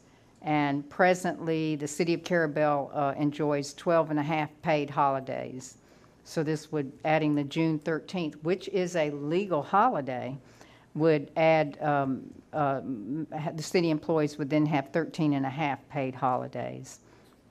And some of our city employees make double time on all the paid holidays. We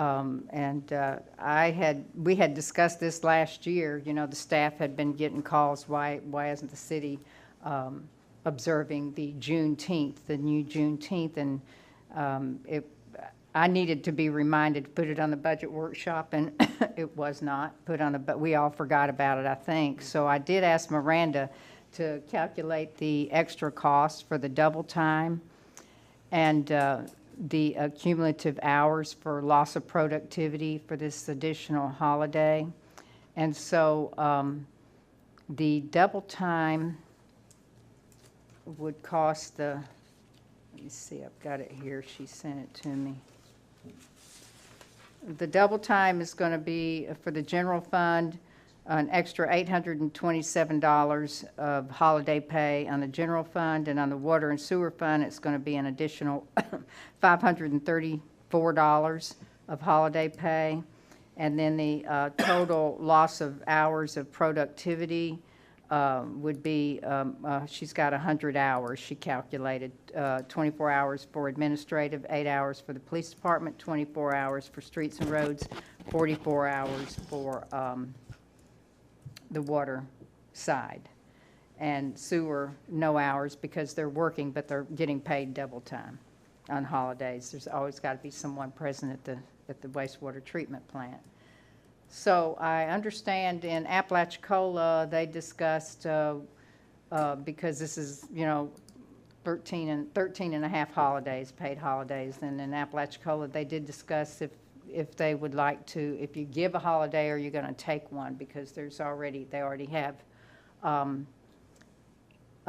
they have Good Friday, the Friday after Thanksgiving, the 24th, Christmas Eve, and half day of New Year's. And those days are not federal holidays. So, I wonder what how many holidays are the other agencies in this area, say like Apalachicola, Franklin County, Bluntstown, Sopchoppy, the school board. How many holidays are these other agencies receiving? Tony, his work with the state, was it 11? 11. Yeah, 11 days with the state of Florida. It's changed now since I've left, but it was 11. But they have 11 holidays now. I just looked it up a couple of days ago, including Juneteenth. They have the federal holidays are 11. I'm wondering if we might add this to the HR committee and let them just take a look and reach out to like Apalachicola, Sopchoppy, Port St. Joe, Bluntstown, those cities, and the Franklin County government, the school board, and the DOC, and see how many paid holidays they have, so that, you know, we can. And then get that information back by a written reply, like an email or something, and try to make it an odd number of the folks you reach out to. So, you know, and just report back to us so we can make a, it's June 13th or June 19th, Juneteenth. We've got several months before that happens, and I'm certain we can make a decision on that before. I would hope so. Yeah, I would hope so too. And we can see if they've got the information before we have our next agenda items are due. And if they do, we'll have it on the next November agenda. If not, we'll have it on the December agenda. Is that all right? Do we need a motion for that, to have the HR committee do some research on these other government agencies to see how many holidays they have? So are we considering switching holidays? It may be possible, you know, we just need to understand, I feel like we need to understand what other agencies are offering before we make a decision here. I think that's a good idea. I think, you know, it would be, that is our fiduciary duty. Just need more information. I'm gonna make a motion to table this item for further research. Second. And I can reach out to the clerks around this area. Okay, that'd be good. Already have some of them. Okay, so we have that Some motion. clerks. We have a motion by Commissioner Melander, second by Commissioner Allen, to table for further research about the HR committee and their report. Is there any other discussion? Okay, all in favor? Aye. Aye. Any opposed? And that motion carries. Okay, we're moving into old business now. Item 1, discussion and possible action regarding development of boat ramp overflow parking area on the Southeast Avenue C Southeast Avenue C. And Mr. Large has developed a parking conceptual design here at our request. And thank you very much. And if you want to explain to us how that traffic flow would go on that, that would be good. Mr. Large. Okay, so the way the parking flow would work here is very similar to the other boat parking area. The difference being here is that this parking is not surrounded by roadways on all sides, like the triangle piece is. So the boats would enter here off Avenue C, and this would be one way for the boats. So they would park nose in and then back out to leave. And then they would leave through 3rd Street, southeast structure. So these are the same dimensions as the triangle boat parking. This plan shows 21 boat spaces. We also provided some regular vehicle spaces here.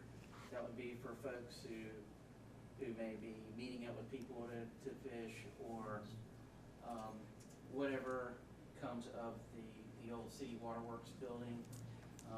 That could be some parking provided for that building. Okay, and it looks like you have parking on that east side of that square as well. Yes, here. It looks like 8 spaces. Yeah, that's what it seems like. Okay. It was a total of 21 boat parking. Truck trailer. Yeah, truck trailer and the additional thing. Mm-hmm. You have a total of 21 spaces in that current area that we have cleared there? No. So it would require some clearing closer to the 3rd Street right away, right Right now, I believe it's cleared up to about right here. How many? And I believe there, you know, this is the fenced-in area where some sewer manholes and equipment is located. Is that not wetlands? Some of it may be. We did think about that. There may be, I did go look at it. The ditch is certainly, the ditch on Third Street certainly is.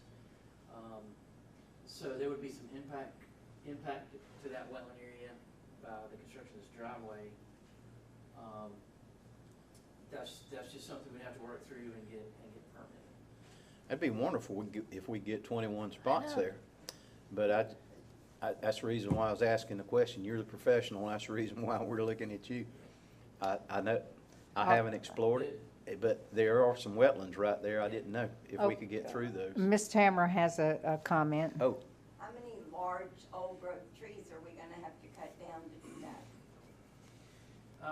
Just from my memory, there's some large pine trees in that area. That's a I tree. don't recall that there were large oak trees there, but there's some large pine trees. And I don't remember the exact size, but some, and we can back off this. We can back off this if necessary in the final design. This is a concept. if I could, Miss Tamara, I'm thinking, and Russell, correct me if I'm wrong, she is looking at some old age, they're not old, but there's some old age oaks, but they're going up that hill.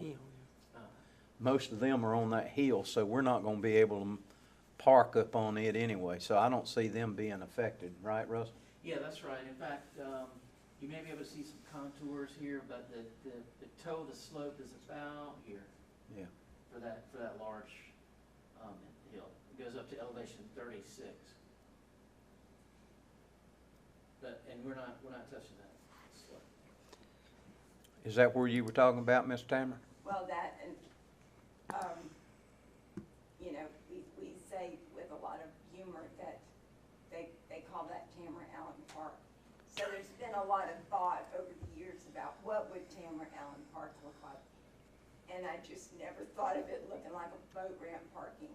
You know, that wasn't my concept, but it really is a very good use of the property that the city owns to meet a current need. So I currently get that, but I just, so much for my little stream that's gonna come down and go around and all the things that are gonna fit in with the wetlands and all that. Brook Green, a small version of Brook Green Gardens, you know, that's, anyway, I'm sorry, I'm out of order.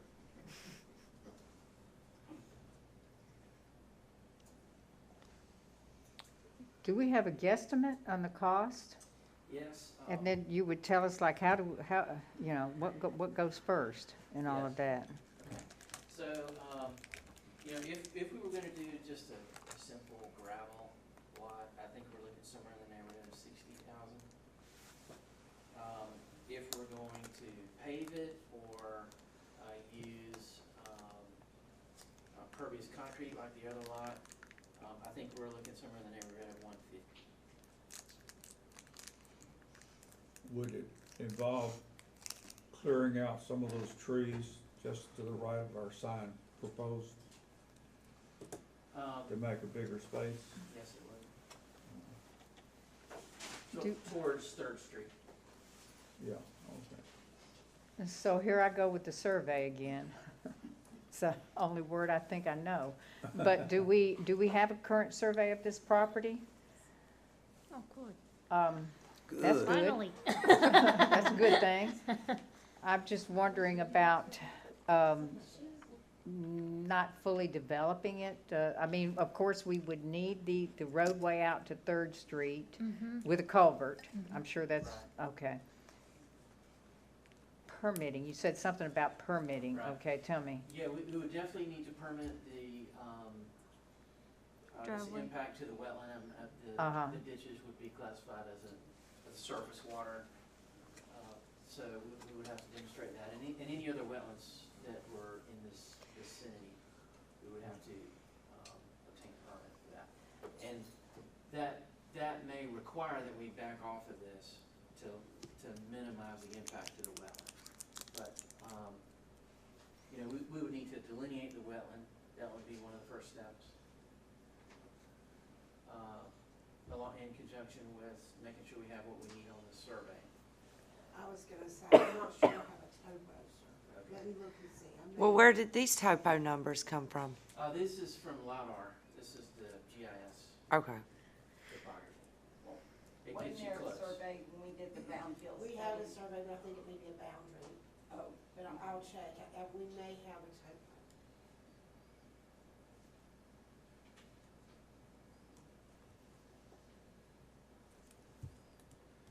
There would also be some stormwater permitting that we would have to do. You know, I think a stormwater facility somewhere in this area would be needed. Even if it was gravel? It would be smaller if it were gravel. Mhm.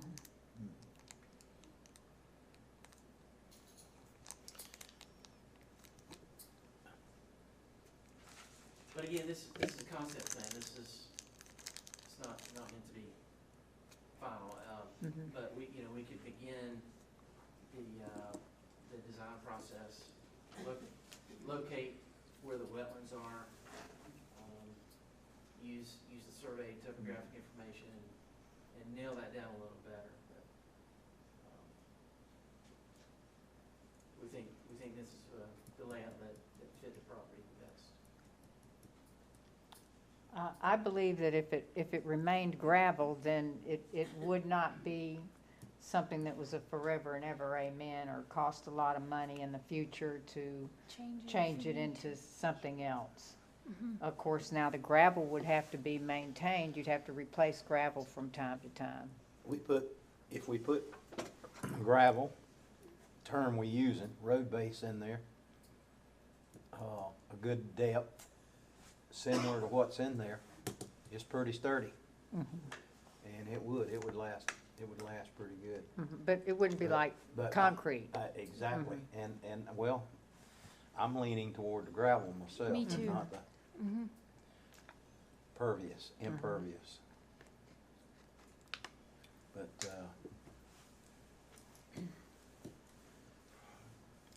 it would be more cost-effective for us, for the city, and we'd accomplish the same goal with the parking.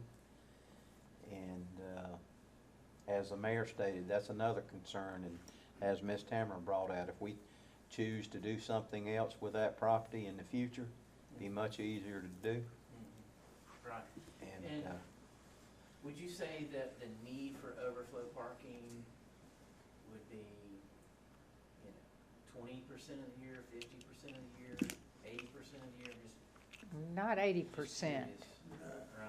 but some days we could fill that up, but not. yeah, but he asked about percentage of the Yeah, year. right. Percentage of the year, it's a low percentage of the year.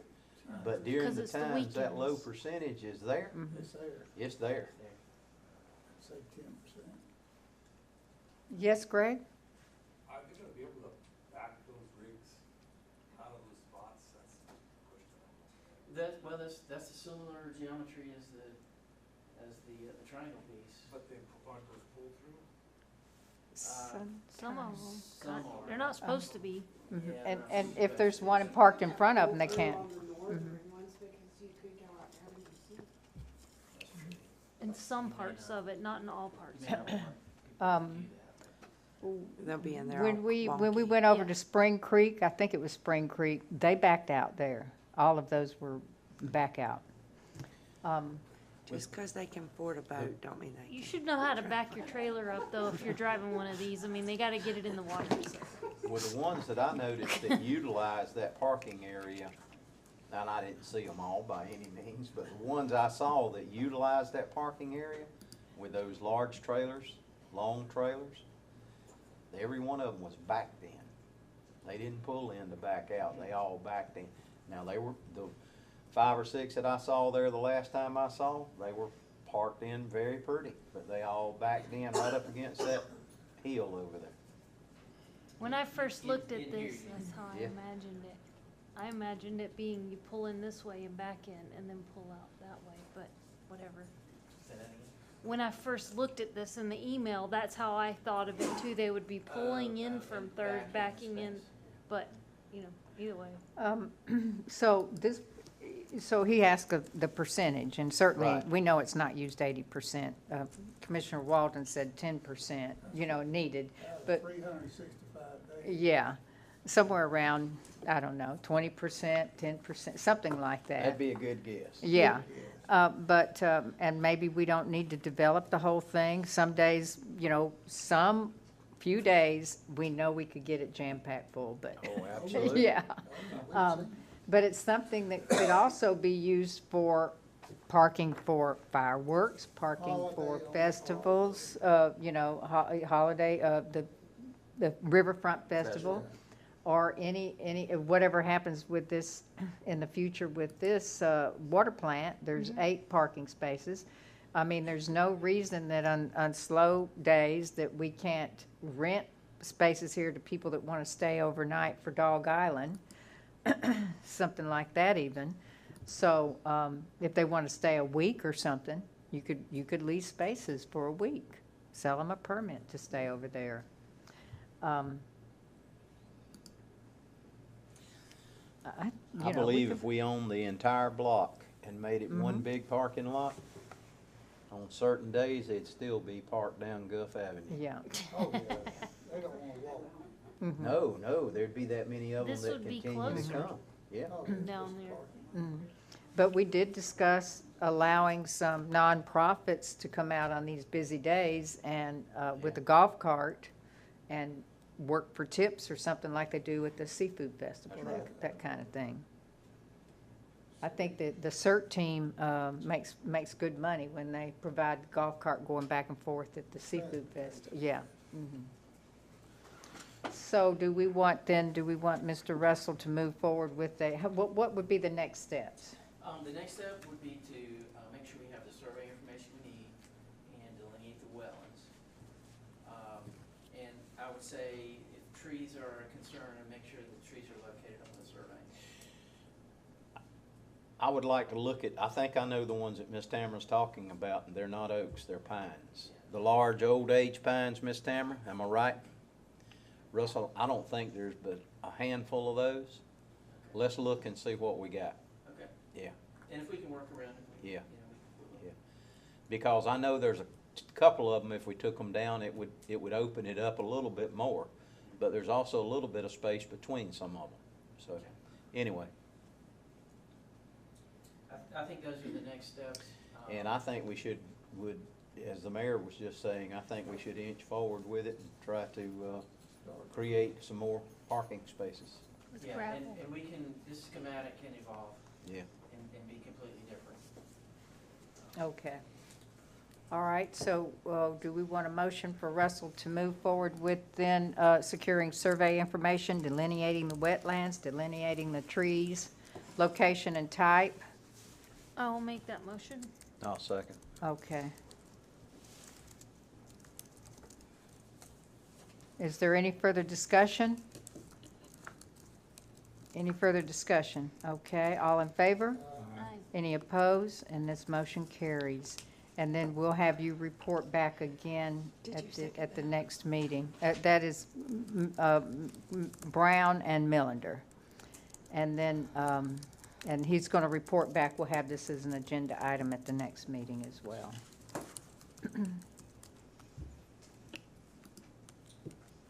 Okay, thank you. Calling him. All right, number 2 under old business is discussion and possible action regarding Mr. Hartman. Is Mr. Shear Hi, on the phone? Mr. Shear, it's Courtney with the Okay. city of Carrabelle. Hi, Ahmed. I'm good. I'm gonna put you on speakerphone. All right, thank you. All right. Okay, we have item 2 under old business, discussion and possible action regarding amendment to contract for sale and purchase between the city of Carabelle and McDowell Housing Partners, the New River Landing subdivision. And on the phone, we have Ahmed Martin. Ahmed Martin? Ahmed Martin is on the phone. All right, Okay. from McDowell. If I could Go just ahead. lead off with just a couple of points. I have talked about this with staff. I've talked about it with different commissioners on a number of points, concerns, that sort of thing. And what we have before us is an amendment to the contract. So the amendment requested is to push the closing date out to the end of February 2023. As additional ideas to consider while working on this item, what I would ask the commission to consider in the event of approval would be to ask for 2 additional terms to be added to the amendment. The first would be that this is going to be the last amendment, that there would be no further extensions granted. The second, that following closing, within 90 days, that the work begin on demolishing Old City Hall and that it be completed within 6 months of closing. So just ideas to consider in working on this item tonight while you consider it. Okay. And certainly Mr. Martin's on the phone to answer any questions. And this is being sprung on him as well, these concepts, so we can have kind of a dialogue here to work through it. And so what you're suggesting and what you have proposed here is that we have a condition on this amendment. If we are going to approve tonight to sign this extension amendment to extend again, this would be the 5th amendment now in 2 years to extend the closing date. We would place some conditions on this amendment. Yes, and when I say conditions, they would be, and again, we can talk about other ones, and McDowell folks may have some themselves, but these would be terms of that amendment. So they'd be added to it. When we're amending, this is an opportunity for both sides to get the agreement the way we're comfortable with. Uh-huh.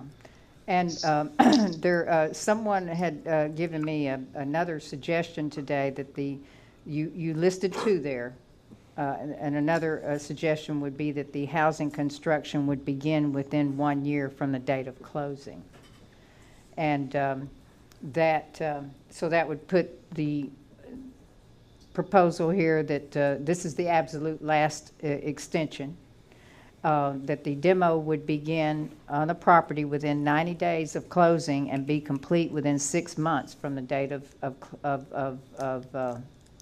closing on February the 29th, if we agree to this, and that housing construction would begin within 1 year from the date of closing, which they have proposed as February the 29th. And I'm just going to go ahead and we had another report this evening under public comment that there has been a lot of concern on whether or not this development is in the best interest of the city through our reports from public regarding the Jordan Bay. And we can certainly be very vigorous with code enforcement that applies to such things as grass cutting and garbage management. You know, if we decide to amend this, or I don't know what to say. Otherwise, you know, we would just terminate the agreement. But I have 2 folks here that want to speak under public comment. Have y'all submitted cards to speak? Okay. Do we want to hear them now, or does I have one. Okay. Does the commission want to speak, or you want to hear public comment? Got you. Want to hear public comment first? Okay. yeah. Come forward. I have one, Jessica. Okay. Lewis. And then that's Mr. Martin on the phone? Yes. We're going to have, she's going to speak now and say her name, public comment, a resident of Jordan Bayou. Hi, my name is Jessica Lewis. I am a resident of Jordan Bayou. I'm here to not only add on to what you guys already know, but this letter was sent out June 22nd that we were supposed to do income verifications before our rent was raised. I was never able to turn this in. I was told from the manager, which is something that you guys need to include also, if Grail Management is going to be managing this company, you're going to continue to have problems. The manager told me that there was no need to sign any paperwork in text messages, which is a lie. How can you say that my family, when I'm not working, and my disabled husband that is getting Social Security disability is not qualified to be on a low-income list? I also have that in text messages also. Had she collected any information as far as my income, I would be on the low-income list, which does include 8 homes, not 3. I can name 5 right off the top of my head that are getting low-income housing. So like I said, I have these text messages, and this is all coming from Andrea Gay. She's denying me low income. She's discriminating against me and many other people.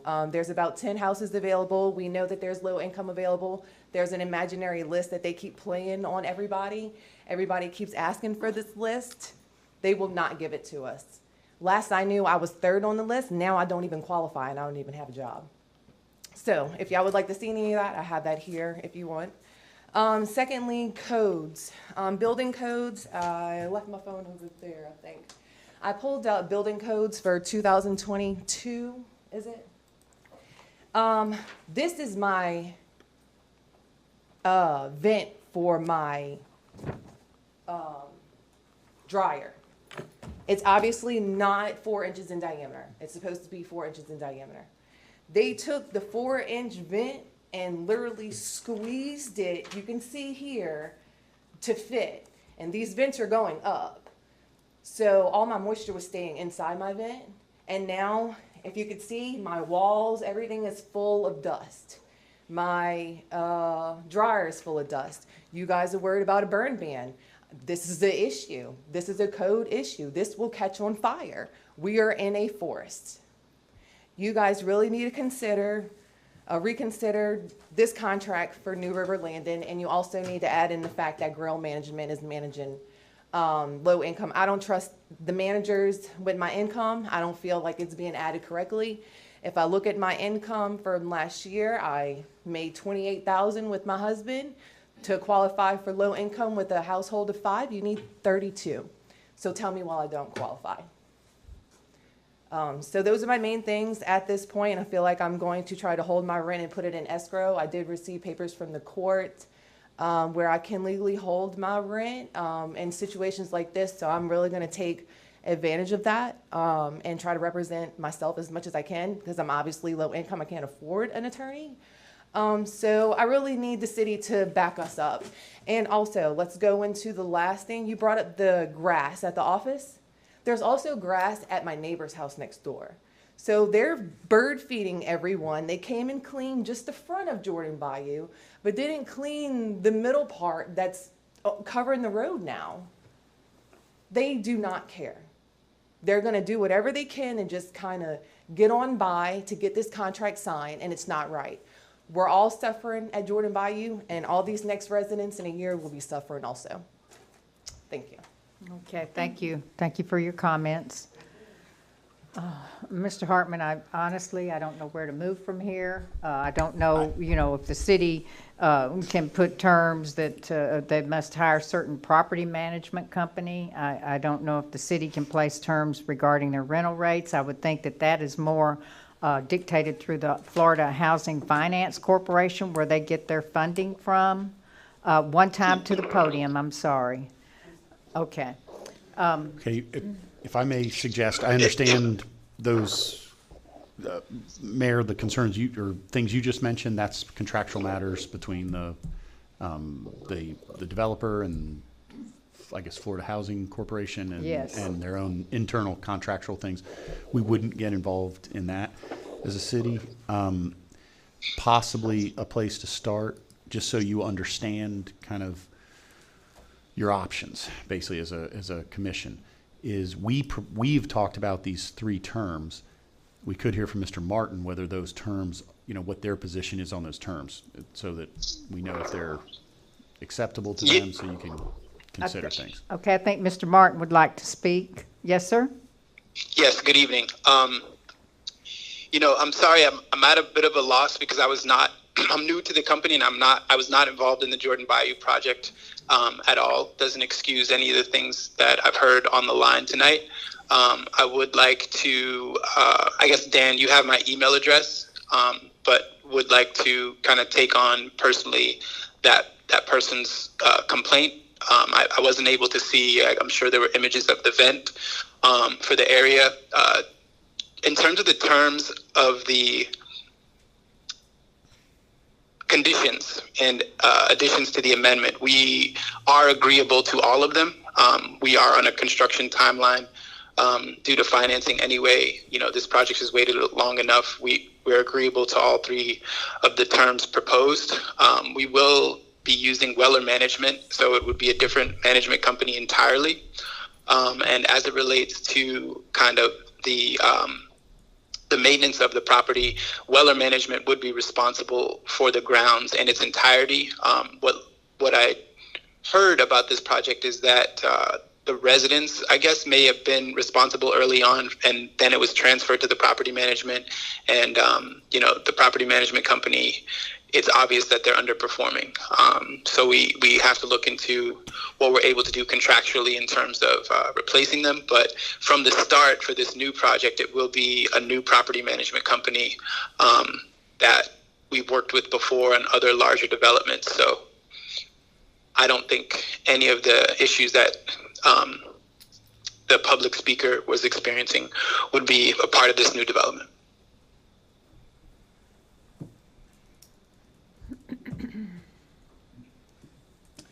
So, okay, go ahead. Mayor, sir. I have a question for our attorney. The three conditions that was verbalized, Yes. I didn't hear anything about a reverter clause. Yeah, very good point. So, sorry, And- Mr. Martin, the condition on demolition that that you all would begin within 90 days of closing and complete within 6 months, that would be that can be contained in a reverter provision. So if you fail to complete that, the property would revert to the city if you did not complete that demolition. That's very good point. Sorry. And that's a big deal, right? Mm-hmm. And something for if you need, certainly provide any input you have here, but I know that may be something you need to kind of need to think about. Yeah, do understand the reverter clause, understand your position. The only thing I would ask is that the year construction date began post-demolition, right? We wouldn't be able to start construction until the building was demolished. So say it took 6 months. I do not think it will take 6 months to demolish the building. That would only give us essentially 6 months. Oh, no, you're saying 6 months to start construction, not 6 months to complete construction, correct? Yes. Correct. To begin Okay, construction. then as is, we're agreeable. Yes. Begin. We agree. I have a list of the absolute last, this is the last extension that I'm suggesting, this is the last extension that we would, if we agree to it, the absolute last extension. Demolition would begin in 90 days and be complete within 6 months from the date of closing. And if that doesn't happen, then there's would be a reverter clause that property would go back to the city of Carrabelle. And that the housing construction would begin within 1 year from the date of closing. So that would be 6 months after the deadline to complete the demolition. And I've got people here that want, is that right? Is that what we're all understanding at this moment? Okay. I have people that have not, Miss Donna, did you complete a? Okay, but let me just ask the commission if they want to hear from Donna and Sharon, they want to speak and they didn't complete speaker cards. It's your call, Mayor, but I'll listen to it. Are you sure? It's Just to do with those houses, but it's okay. okay. I will say that My niece had one. I did. It's shifting because they built on sand. And you don't put four pads high and expect, or 10, and expect it to stay there because it's going to settle on this beach sand. Mhm. And it's shifting already. The houses Okay. are getting where you can't even open drawers, closed the doors, and she just moved out. So they better put it on some solid ground. All right, Miss Donna, that's okay, though. And thank God she didn't buy that house, and that now it was her own, she owned it and bought because of faulty construction. She was a renter, and she had the opportunity to leave. Yes, Miss Keisha? And I just want to say something, too, while we got him on the phone, because I know they have been trying to submit permits for the building. And they just need to understand too that once you pull that permit, you have to begin within 6 months, and then you only have 6 more months to complete it. So if they're trying to pull the permits now, then they're going to have to get started start construction within 6 months. Well, they're not even wanting to close until February the 29th. So, okay, so I'm going to let Miss Sharon Glaze come up and speak extremely briefly, because Miss Sharon, you did not complete a speaker card. I just want to ask, is there not any sort of way to put in a stipulation that none of this can happen until the problems are resolved at Jordan Bayou? I mean, they're not getting resolved. It's been a long time. We've been talking a long time. Nothing is resolved. Now they're going to put that aside. Well, here we're going to do a whole new thing with a whole new management company and a whole new group of people. But, then we've just already got one big disaster. So I think there should be some sort of stipulation that we see progress going with Jordan Bayou. Okay, let me ask the attorney if we can do that. He's our legal advisor. All right, I would unfortunately recommend against that for this reason. We've talked about it in the past. Okay, Ms. Sharon. What we have here is we talked at past meetings about what would constitute code enforcement, what we actually could code enforce on out there, being garbage and grass. But as far as the relationship between the tenants and the landlord, that is not our business. I mean, certainly we can hear it, but we cannot use that as a basis. That is a contractual matter between those two parties. We cannot stick ourselves into that. And certainly the rental fees, we have nothing. We have no control nothing to do over with that. They any of would that. have to really address that with Florida Housing Finance Corporation and wherever else they're getting, how McDowell is getting their subsidies And let me say it a different way. Obviously, the lawyer worries. I worry that we cannot interfere with other people's contracts. I mean, they have a right to contract. They have legal remedies, court. I know Ms. Lewis mentioned she's in court now on something. So that's what that's for. I mean, that's related to a contract between two parties. We do not want to put our finger on that scale. Now, what about the building, the construction of the building, as Ms. Donna explained, that it's sliding off the pilings or something already, and they're just not even a year old. Is there anything we can do about that? No. Okay, now, if the building fell off the pilings or something happened, then we could. It was condemned or something like that. Condemn it, Building code official, enforce it and condemn it. Yep. That's correct. Right, because they used an outside inspection service. And they're outside of the city. See if I can do this. I'm gonna speak to Mr. Martin from me. From from Commissioner Millender. Mhm. Mr. Martin, you hear the conversation that's going on here in the room. And I think you can understand from my perspective as a commissioner sitting on this board, the red flags that I see coming up are the red flags that's happening, the concerns that we have. And I was a part on this board when we entered this, as the mayor described some time back. We entered into, I feel like, a partnership with you guys to help the citizens of Carrabelle for adequate and nice housing. We were in a need for nice housing. The city of Carrabelle has an investment into what you're looking to do, and we're talking about the extension right now on the old Carabelle High School parcel. The city has quite an investment there to go along with you guys, with your investment that we've worked with you on. And we were willing to do that investment and still are if we can benefit housing and fair and clean and nice housing for the residents of the city of Carabelle. That's our goal. So anyway, with that being said, what I wanted to do is just voice to you our concerns and have you understand why we're asking all these questions and why we have red flags that are arising from the concerns of the residents that are currently existing at Jordan's Bayou.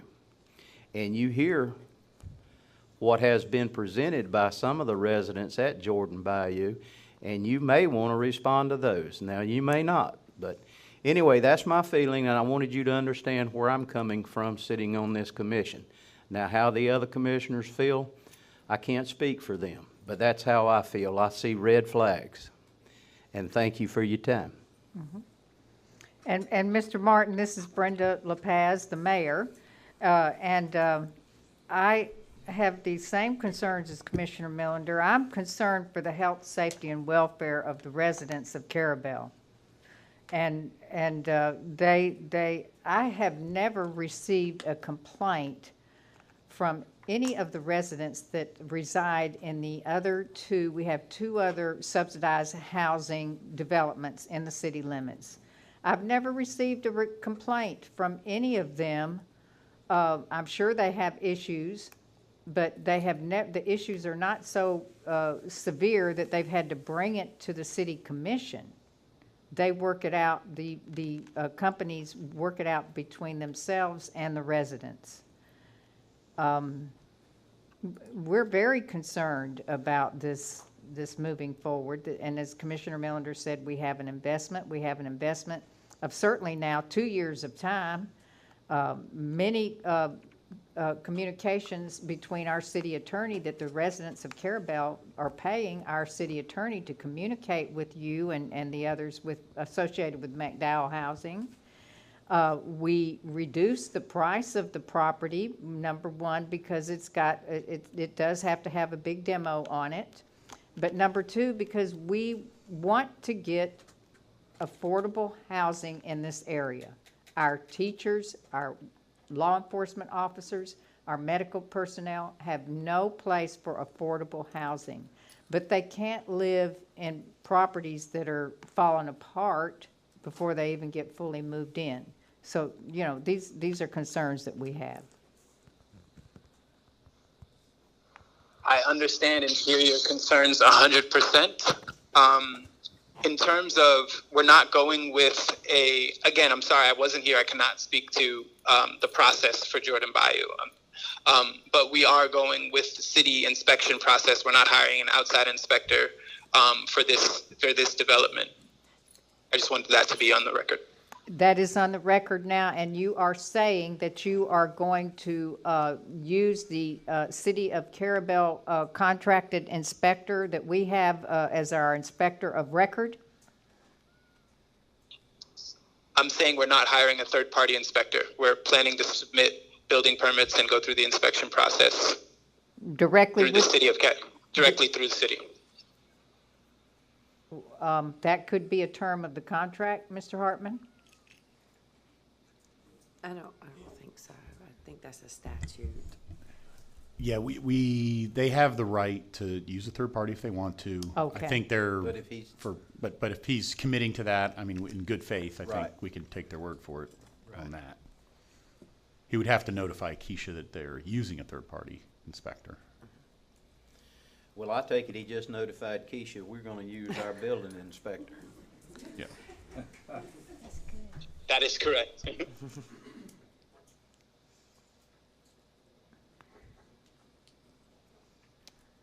No way we could put that as a term. We can't make it a requirement, so wouldn't make sense. Well, if we can't, we have it on record. Yeah, we do have it on record. Yep.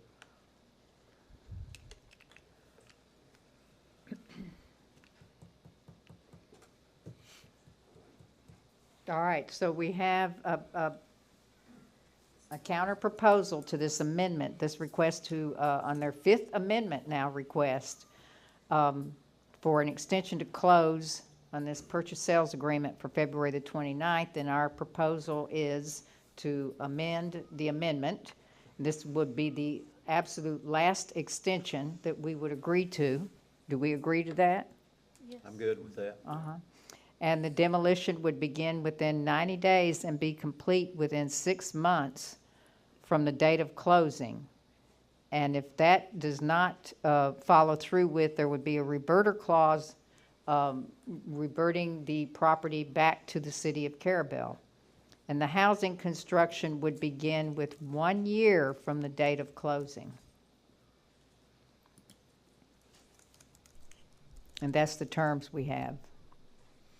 He has committed to using our city building inspection services through our city clerk and building department.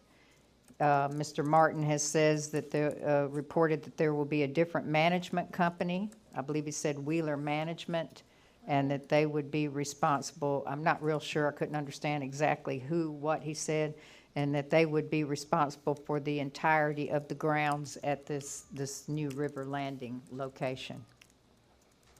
That was Weller Management LLC. Weller. Okay. All right, thank you.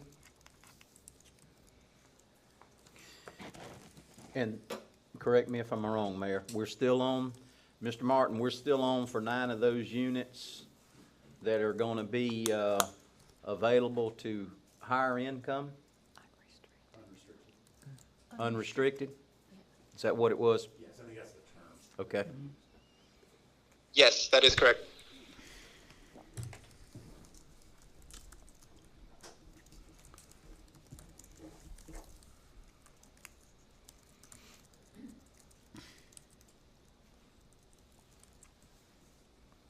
We're still here, Mr. Martin. We're just thinking. I understand. Okay. Do we want to consider a motion then, Commissioners? I'm going to make a motion. Okay, sir. I'm going to make a motion that we approve the extension. And I'm not going to try to verbalize all of what was said on the amendments and restrictions that the city attorney has described and the mayor has described. Anyway, I'm going to make a motion to approve the extension on that basis, as you've heard tonight. Okay, and then I heard, okay, so that's by Commissioner Melander, and then I heard Commissioner Brown second that, correct? Mm-hmm. All right, then, under discussion, Mr. Hartman, you will, who's going to draw up this contract? What I'll this do amendment? is I will work with Mr. Martin tomorrow, Monday, to just revise the amendment to reflect what's been approved by the commission.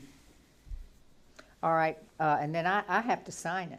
Yeah, so what Okay. is you would dispose of this motion, then another motion just to authorize someone to sign it. on Yes, behalf of but the I city. want we're in discussion now, and I would like all the commissioners that want to, read this amendment with the terms as we've discussed, and read it with Courtney or with Yes. you, whatever, it doesn't matter What I'll to do me. is I'll work through it, get it done, send it to Courtney, Keisha, and they'll forward it to each commissioner.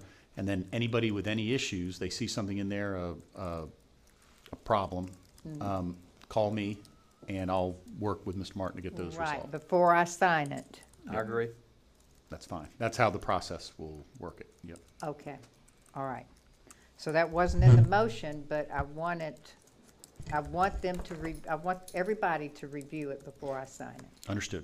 Okay. Well, that was going to be Thank you. my follow-up comments is the attorney make sure he puts this together and covers all the bases. Yep.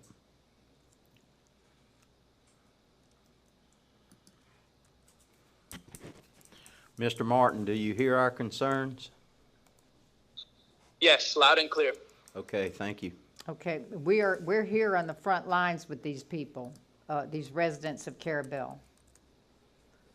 And I've been out there. It's shocking, really. So, anyway. So have I. I know it, and Commissioner Millender's been out there, our staff has been out there, our police officers are called out there several times. You know, I don't know what's going on. So anyway, all in favor then of this agreement that we're about to enter into, this amended agreement? Aye. Can I ask a question? When was the extension date you said? February 29th. 2023? Yes, sir. There's no such day. Okay. Oh, yeah, thank you. I believe it's the 28th. I believe it's the 28th. Yeah. So what do you say about that, Mr. Martin? It fits right in. I think it's the 28th. Okay, so we want it to be February the 28th? We would appreciate it, yes. Okay, I think we would too. All right, very good, thank you. It takes Thank you. a brainer to figure it out. All right, then. Dan, I guess we'll be in touch shortly. We haven't voted, but all in favor? Aye. Any opposed? All right, and that motion carries. All right, and then just Thank you very much. Okay. Thank you. All right, we're not finished One now. housekeeping motion on authorizing the mayor to sign. I'll make a motion to allow the mayor to sign this agreement, this extended agreement, after being reviewed by staff and other members of the board and the attorney. Second. Okay, we have that motion. You have that motion, Ms. Keisha? Yes. By Commissioner Millender, second by Commissioner Brown. Any discussion? All in favor? Aye. Any opposed? And that motion carries. All right. Thank you, Mr. Martin. All right, did you look that Thank up you all. on your calendar, or you knew it in your head? Are you a leap year, baby? All right, then, there being no other business, let's have a motion to adjourn. Second. Okay, I heard the second by, okay, that motion is by Mr. Commissioner Walden, second by Commissioner Millender. Any discussion? All in favor? Any opposed? And that carries, and good night.